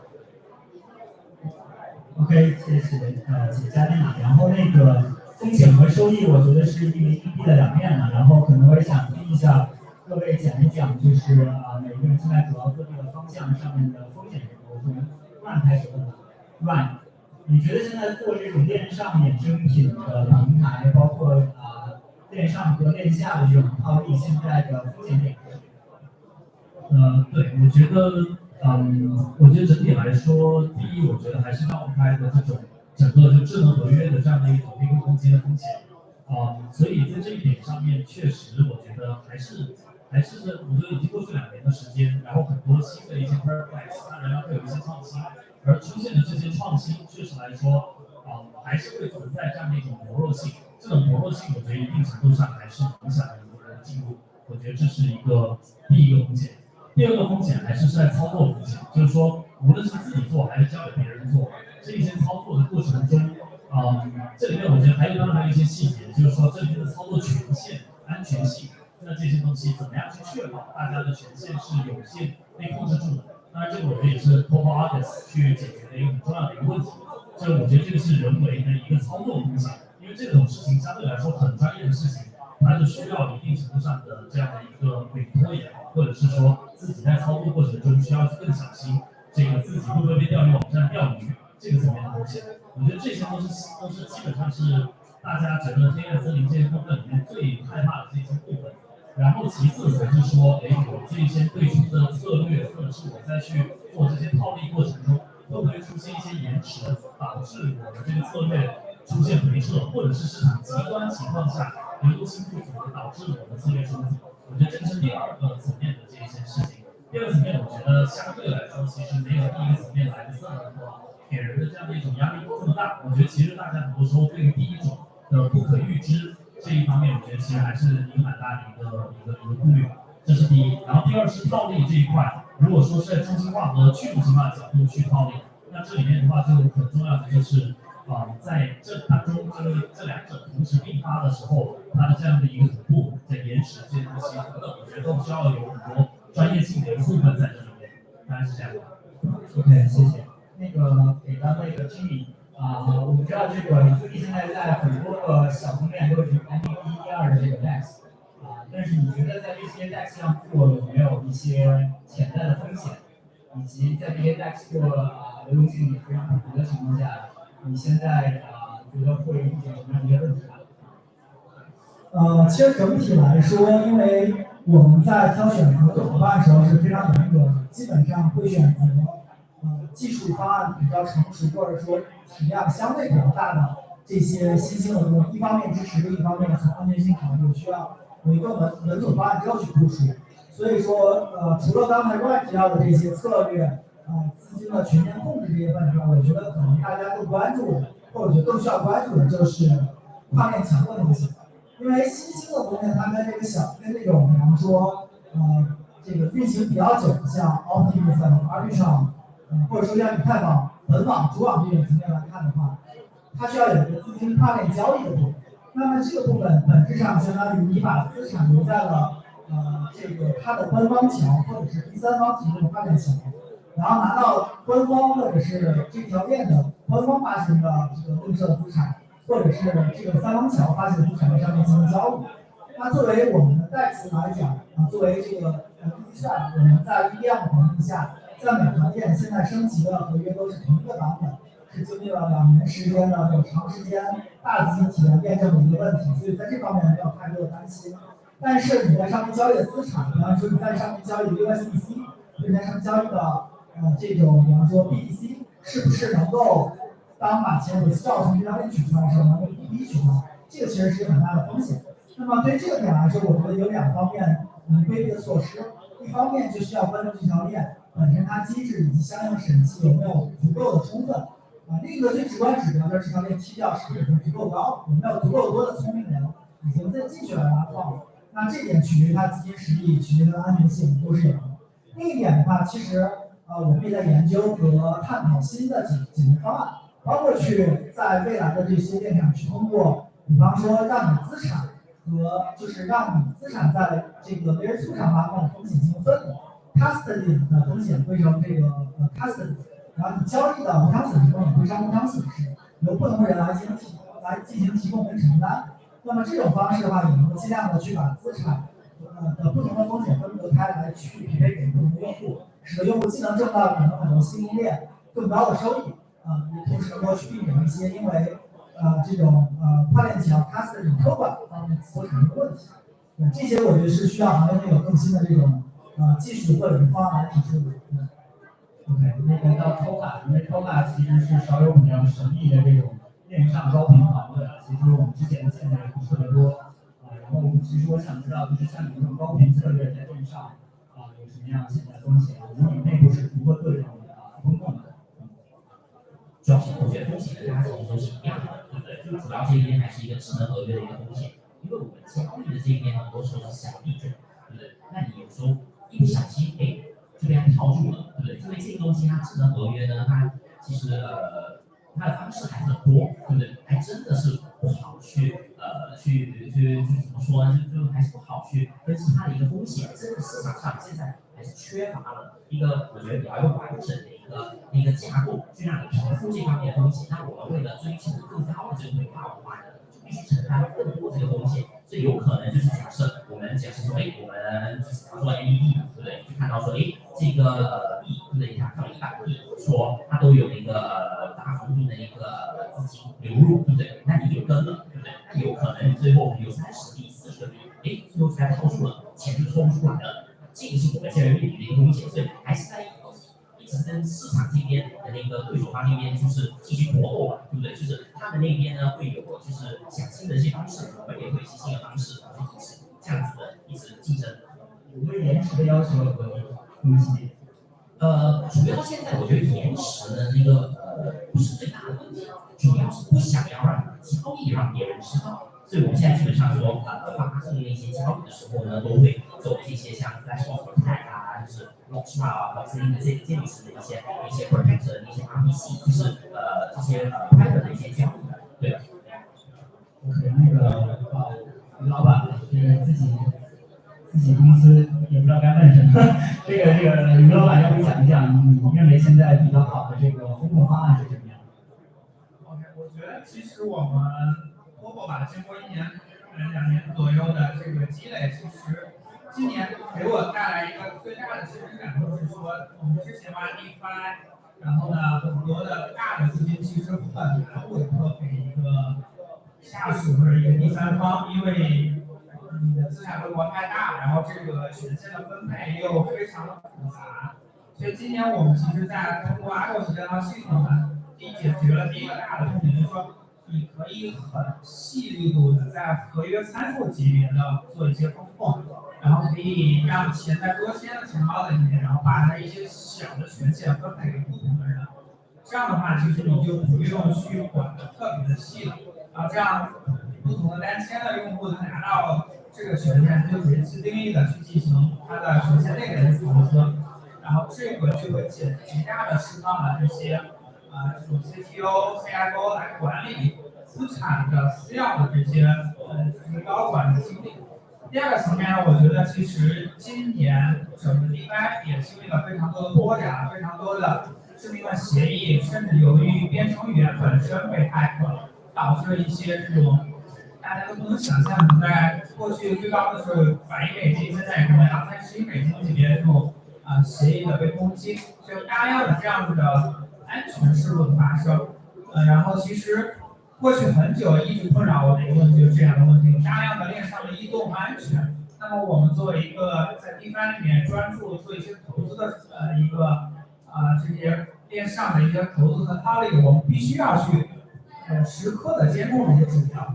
所以基本上一个手机72小时各种各样的报警都会响，有各种各样优先级的报警，所以往往睡不好这是让我困扰的非常大的一个问题，就是监控报警往往半夜的时候，因为跟我们有时差，那个黑客也会选择周末半夜的时候进行攻击，所以大量的是这样的一些报警在半夜响起来都很恐惧，因为你基本上爬起来，还不太清醒的情况下，发现链上大量的资产转移，然后你就去搞清楚什么情况，要去紧急的去处理。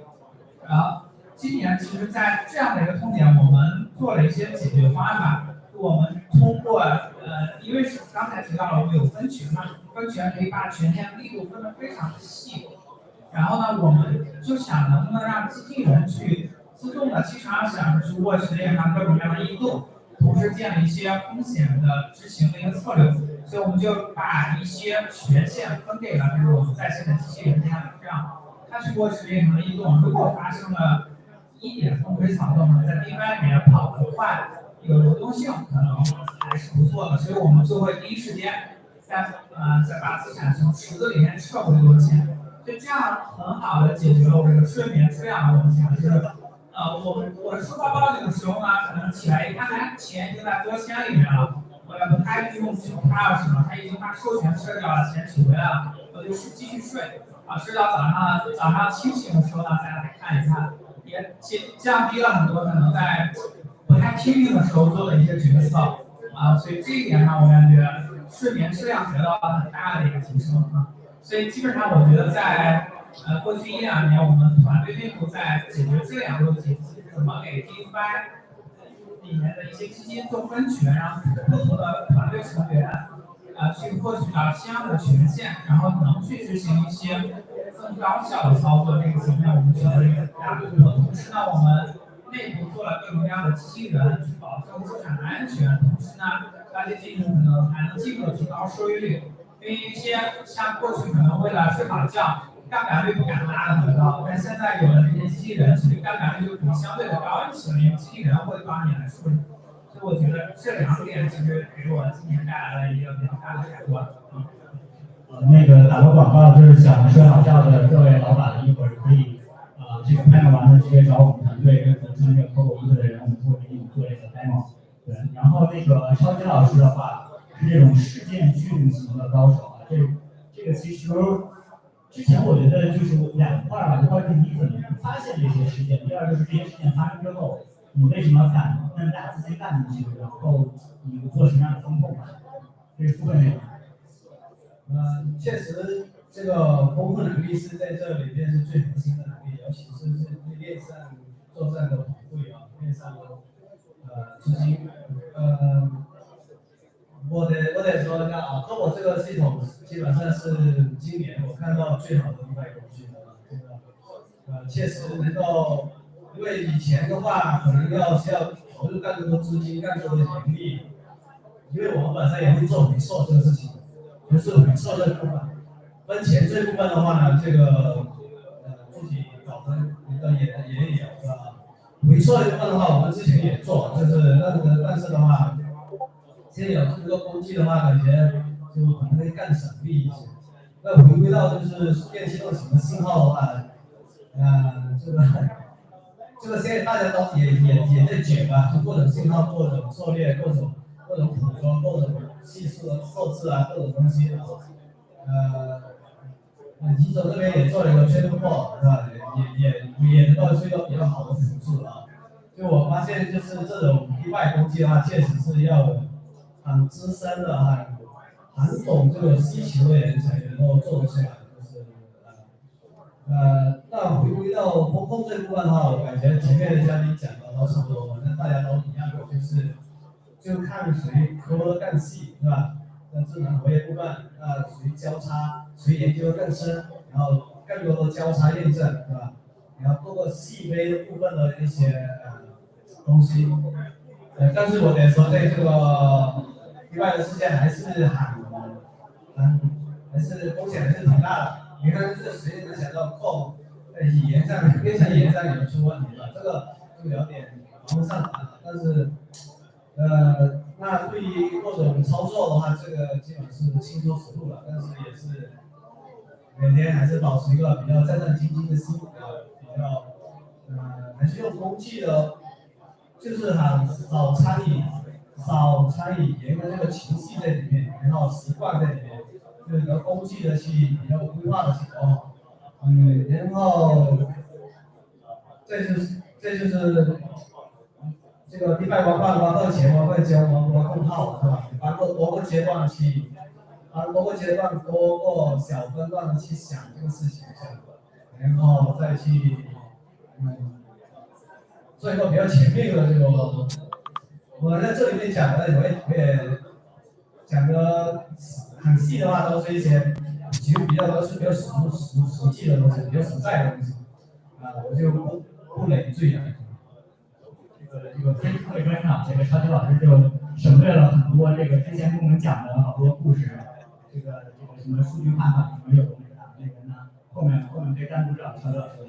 对，那个阿 Sir 也可以讲一下你们做这个二级投资，尤其是我们也知道在某些非常大的DeFi代币上也有非常重的这个投资者，这一块你们是怎么做风控和做一些判断退出的时机？有两方面吧，一个就是在 DeFi 挖矿上面，我们其实是真的是比较谨慎的，因为我觉得，我们英文叫 risk adjusted return 吧，就是你的这个，你不能只单看回报率，也要风险，也要看那个风险。所以今年来说，看到DeFi 挖矿的回报率真的是值得去拿，这个风险其实并不多。我们其实大部分时候觉得，如果说这个项目能做得好的话，你直接去买个代币就是了。当然你也会有这个风险。其实我们有投了一个 PubDex， 就是去中心化合约交易的，它的确就是被黑了一点。虽然说不会影响到核心协议，可是还是造成了这个信息的影响而损失。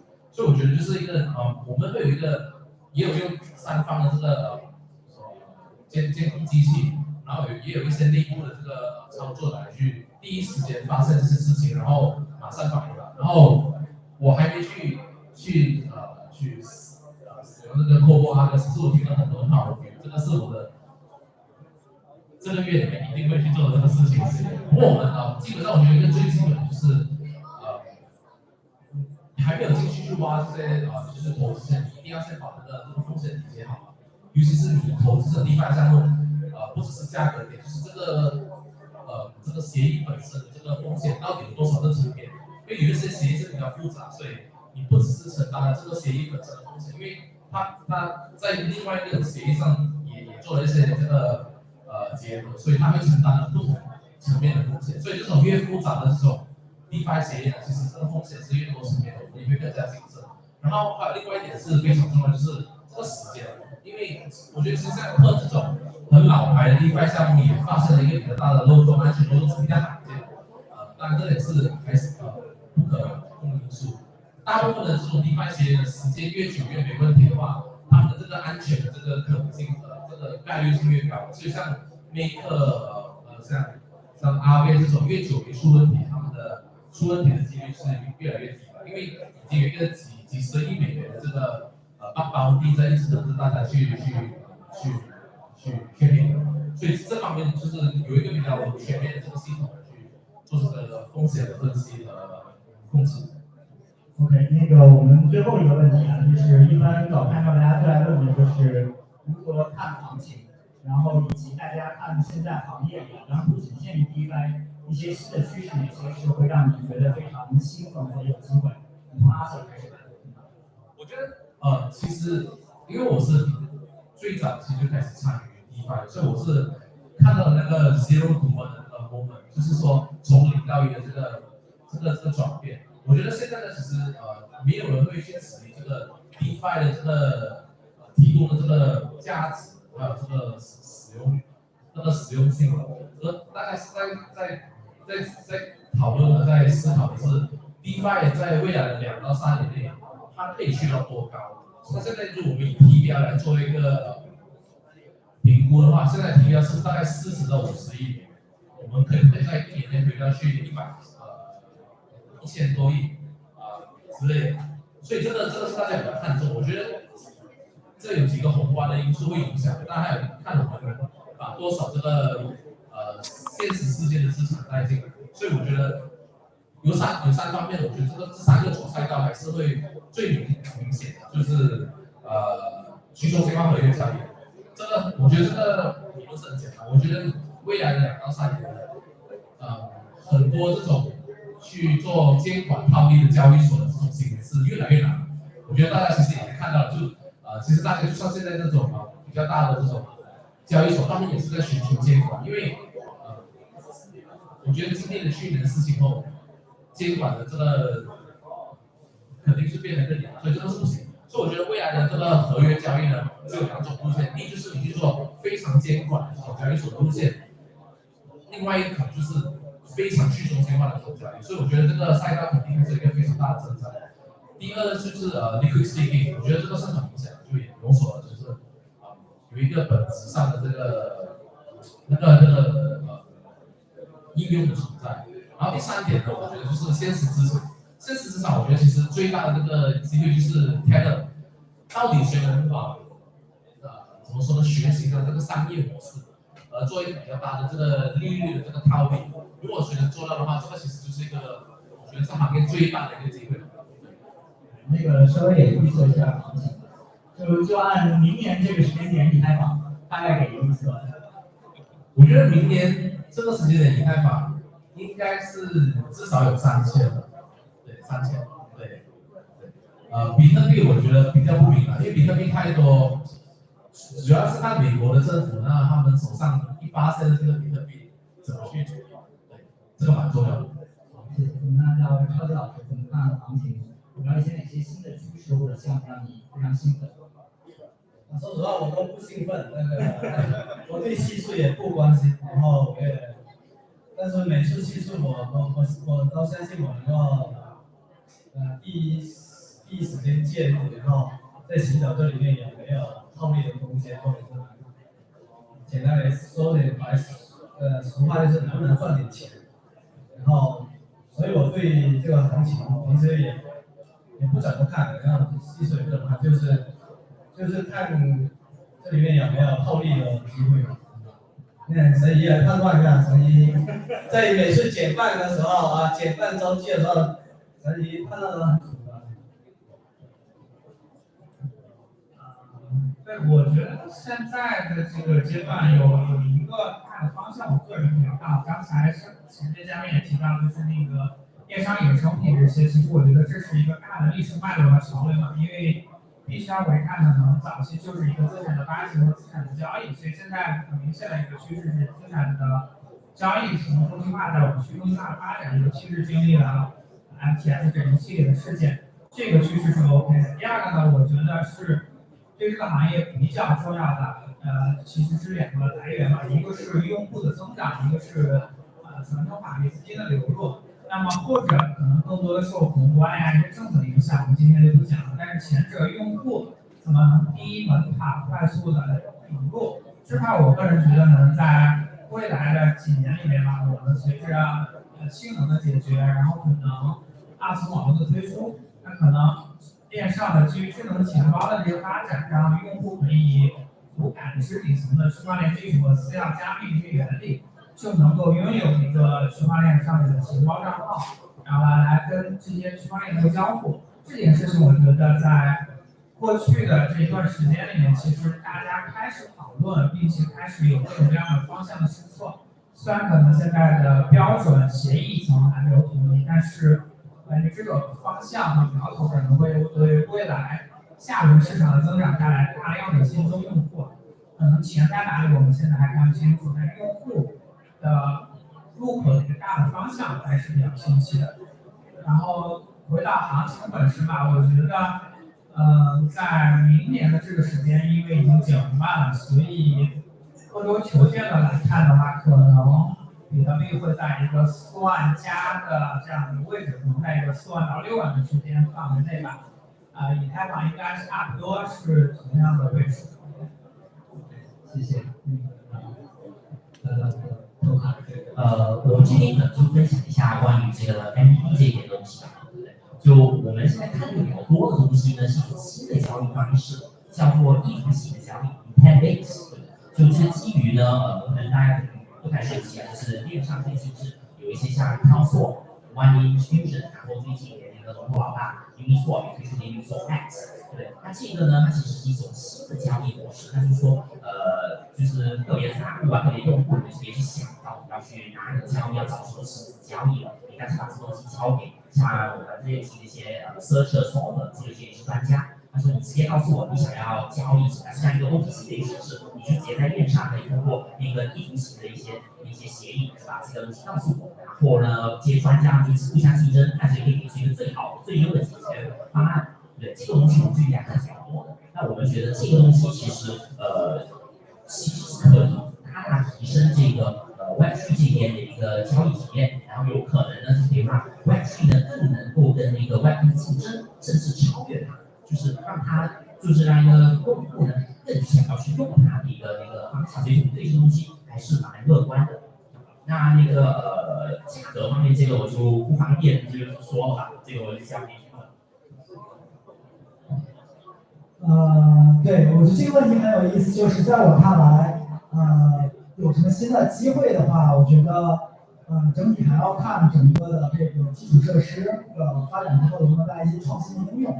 其实，比方说，最早在链上很多18年就有人做 order to gas， 但是当时 gas fee 和以太坊系统根本支撑不了。直到大家发明了 AMM 架构，其实是一种创新的架构，解决了 gas fee 问题。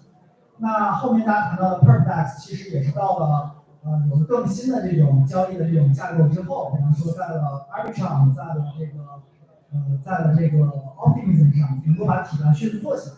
当然，最早在以太坊上也已经有了像13链级各种早期用期，但体量真的能做到一个比较大的规模，其实还是依赖于可能设施的这个提升。所以在我看来，就是下一个周期，如果说是准币的话，那肯定是主要是要看资金的流入和杠杆率，因为非常清晰，就一个看资金，一个看资产嘛。资产就这么多比特币，以太坊嘛，就不多说了。资金就看那现在进来的这个稳定币一共有多少，那大家情绪是什么？那未来稳定币，然后现在1000多亿能不能翻到2000亿？然后现在大家承认杠杆率，大家都 hold 这些 U， 有做套完了，逆流视频1层、2层、3层，各种借贷杠杆打满，对吧？把1分钱发挥出5分钱的作用，这个是决定未来价格的一个储存资产的关键。但是有没有新的这种新兴资产的诞生，我们还是依托于这种新的创新的这种模式，或者是创新的这种底层，能够去做一个支撑。那说到具体价格的话，我觉得大概我个人觉得是在爆发上涨之前，还是会有一个比较长的一个时间的震荡期。所以说，至于震荡期结束之后到明年这时候的高点是多少，这个我觉得还是给一个比较乐观的估计吧。那我觉得可能以太坊可能到2000到3000之上的一个规模。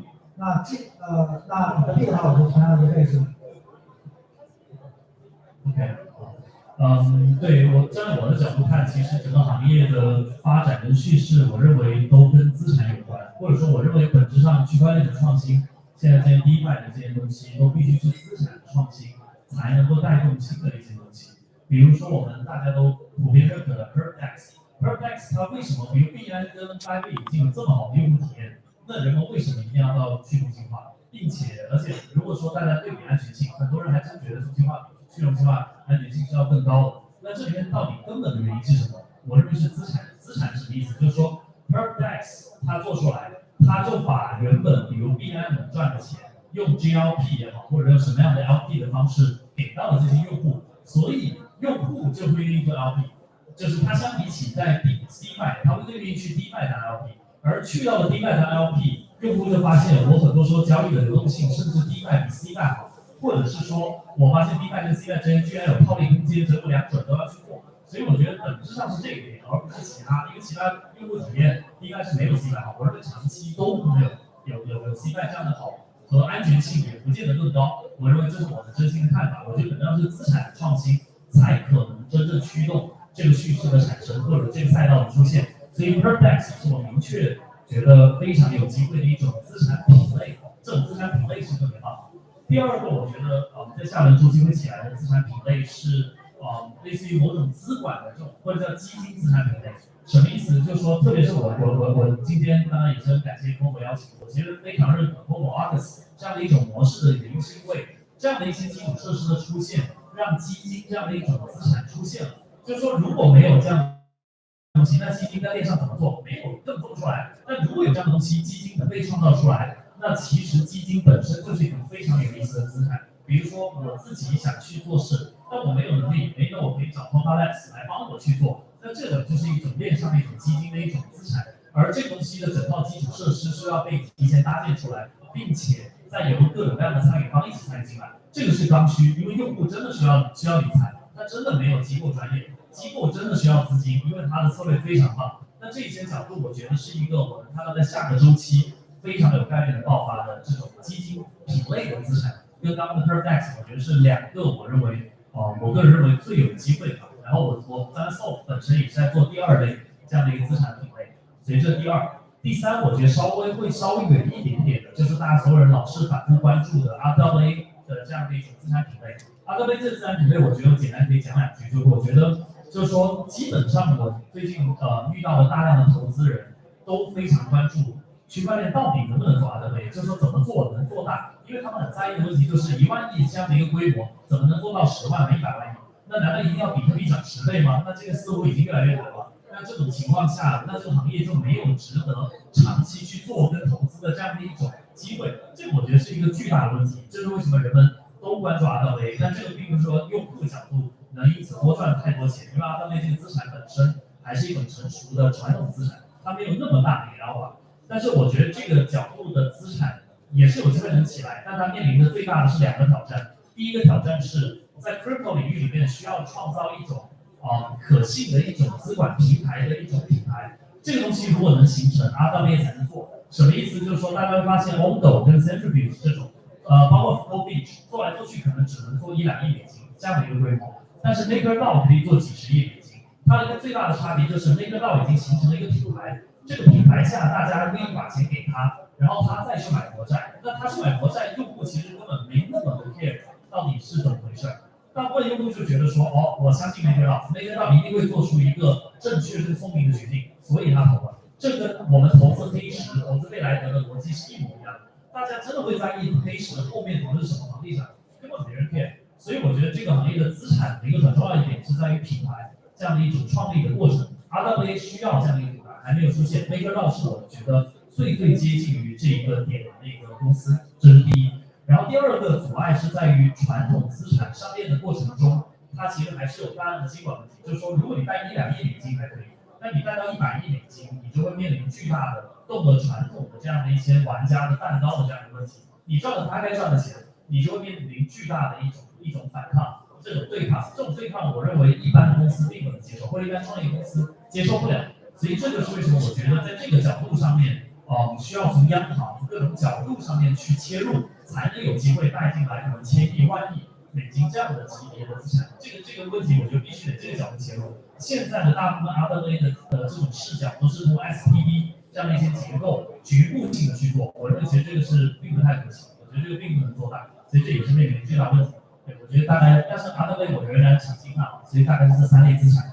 然后对这个行情的话，我一般听大佬这个陈宇老师的这个我最认可的这我也是一样不断那个。好，现在就是Q&A 环节啊，非常不为能把就是华人当中最会做套利、最能赚钱的一堆大佬，包括 Chris 都已经放到就是在这个台上，大家有什么问题尽快问啊，机会难得，什么类型的都可以啊。对，老 K， 你要问吗？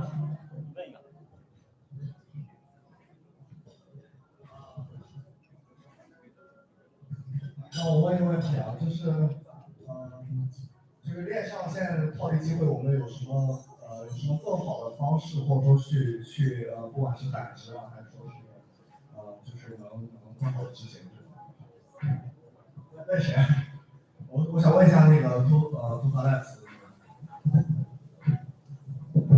这个找机会这个东西，我就不能说怎么找了，对不对？但是呢，就是说，当你找到了这个机会之后呢，第一个最重要的东西就是你需要把它发到一个 private land pool 里面去，对不对？就是现在的链上呢有一些很多这类型的一些builder 他们自己跑的一些我们讲的 RPC protect 这一些RPC， 对不对？这个都是需要使用的，对。如果今天还不使用的话呢，那这个是本着给别人去夹了，所以这个其实是千万要注意的。对，然后其他方面的话呢，更多的呢，现在呢，就是还是等待一些协议吧，就是我们这边呢不方便透露，但是就是有跟一些其他的一些协议在合作，对不对？他们想是推出这样的一个方式，让大家说可能可以从那个 C 派 D 派套利的话，有个更简单的一个方式，可以让大家呢可以去参与这次的就是进行期待，对不对？这个到时候会有发布啊。不用了。谁要说的？我两个问题啊。第一个就是你怎么看待这个新型的像这种优异化的这种新型的 bot 交易产品？就有一种声音说，这种新型的交易模式可能未来会取代主流的 CEX 这种交易的形态，这是第一个。第二，关于衍生品 DYDX 这种做一个单独的 Layer 1这种产品，你怎么看 ？OK， 第一个我觉得这种 bot 的机制呢，其实是在当下阶段比较好的解决了用户体验，因为它其实给用户提供了一个另一个的入口，它通过一个机器的交互的界面。那我们现在看起来很多的 AI 侧的一些交互入口也都开始改到了这种类似 bot 的交互界面里去，它让用户体验感受非常的好，但是底层的安全其实多少有点问题，因为资料的保管这些。那我觉得这个方向是对的，因为最终让普通用户进来，你还是不能让他去处理那些很复杂的密码学知识和怎么安全妥善的去保管资产这个事情。这个方向我个人是不看好的，但是后面可能是说继续迭代方向中，我们怎么更好的让用户感知资料技术的同时，让这个安全性提升，可能是现在裸奔的状态，体验可以好，安全也得有一定的保障。然后这个方向，我觉得继续迭代下去，应该能会进化出来新的交互方式。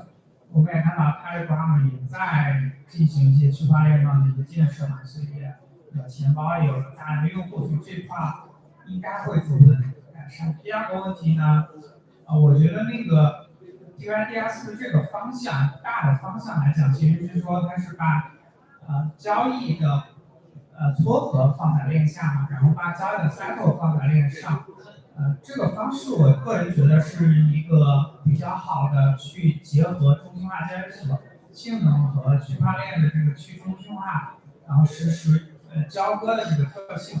但是有没有必要去自己做一个 Layer 1，我个人是存疑的这个状态。各位大佬好，我有一个问题啊，就是其实我觉得现在地位又特别低，就比如说那种散户啊，那可能就是觉得太低了，所以他们更多的去撸毛。有没有什么未来自己的方案，能让更多散户参与到这种 DeFi 业务 farming 里面去？看哪个大佬有想法。超级大佬，超级大佬，超级壮。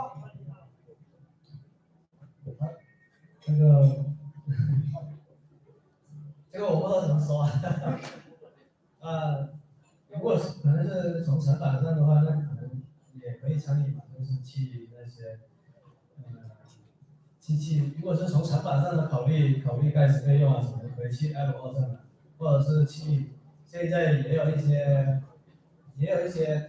终端也可以授予这一块，也是现在了解交易所不也做了Web3钱包啊这些嘛，对吧？也可以投管到，也可以到上面去。然后我觉得整体是在一个融合的阶段，就是在今年来讲，它是一个融合的阶段。不管是链上的原生资产跟现实资产的融合，还是说去中心化、完全去中心化的方式跟一个中心化的一个融合，比如说那个刚才讲的那个电报那个，就是也是一个融合状态，RW 也是一个融合状态。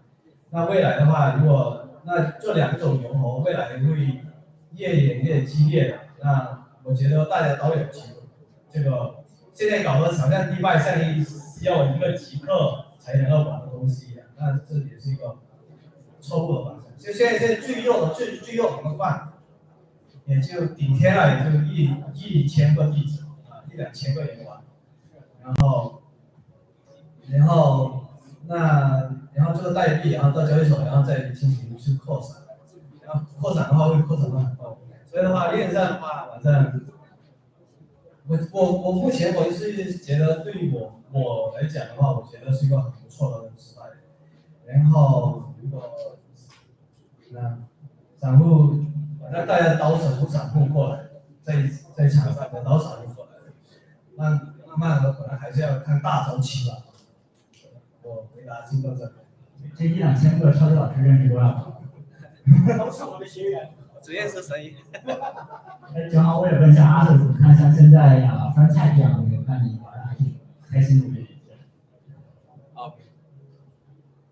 我个人对 franchise 的看法，我当然说这个是我个人的看法，因为不要说大家觉得，我说我就是在吹，因为我自己个人是非常看好，因为这个是我在这个行业，我觉得最近这几年，自从 YFI 这个挖矿后，觉得最兴奋的一次，因为我觉得其实它本质上其实它是把几个创新结合起来，它当然有利用了这个 DeFi 的元素吧，就是这个 bonding curve。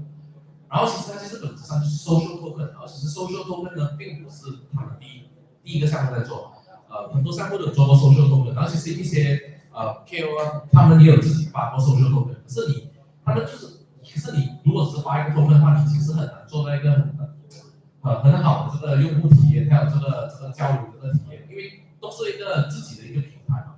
然后其实其他的这种 social token 呢，都是一种怎么说大明星在发，或者说那个球队的俱乐部在发，所以其实你少了那种比较亲密的这种交流的这个体验吧。可是这个 franchise 呢，其实就让我想回来就是 Facebook 早期开始的阶段，因为其实你想一下 ，Facebook 现在是全世界最大的这个社交网络，可是它一开始的话，其实是一个非常怎么说呢 ，exclusive 的，就是常春藤大学的电邮才能注册的一个社交网络。然后当然现在 franchise 其实就是 crypto native 的人在玩，那些怎么说呢，这种 OnlyFans 那些女生的 key 都不能买，都会跌。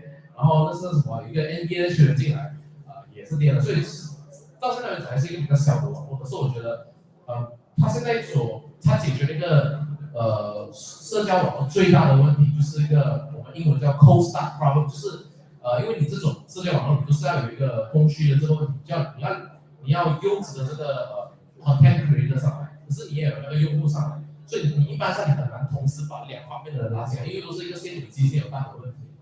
可是我觉得 franchise 已经现在至少解决了这方面的问题。过去是那种你那个他们那个 bonding curve 怎么可以让它变成一个更加 scalable？ 因为现在你只要需要100个用户，那个 T 就变成很贵了，所以那大家其实想要买也买不起。所以我觉得像是那种可能说用户什么粉丝群比较大的，像超级老师这种几千学员的，那他的学员肯定买不起来的 T 了，到了后期的时候，所以这个可是我觉得这种都是可以解决问题，他们已经解决了最难解决问题，就是说怎么让大家有兴趣去使用，去参与这个产品，而且它其实是一个 Web 2.0，因为你可以用你的电邮还有你的手机号码来注册，然后可是你其实本质上还是拥有那个钱包的那个控制权，当然它这个私钥的这个安全，我觉得还没有很好的去解释了，可是我觉得我觉得这个都是可以解决问题。还有另外一点，它也解决了一个很好的问题，就是说它怎么让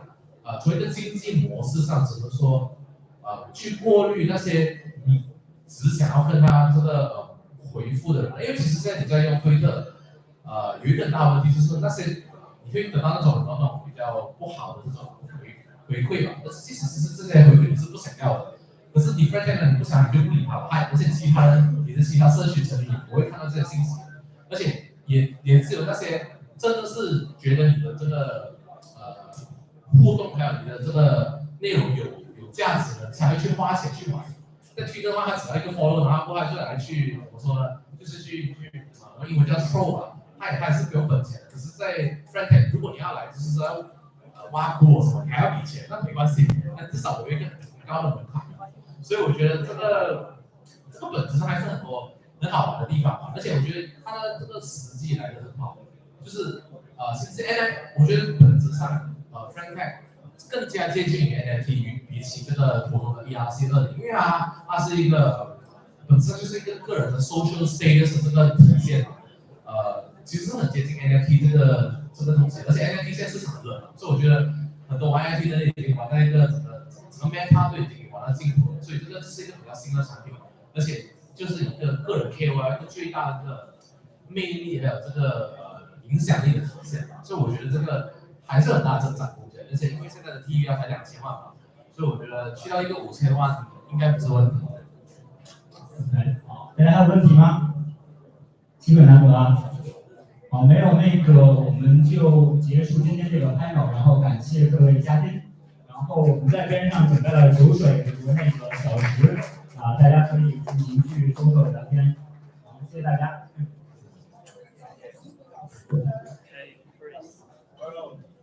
哎，好久不见了，这个第一次见。吉米老师，我加一下您的那个。上次那个自己做好了，那没事没事。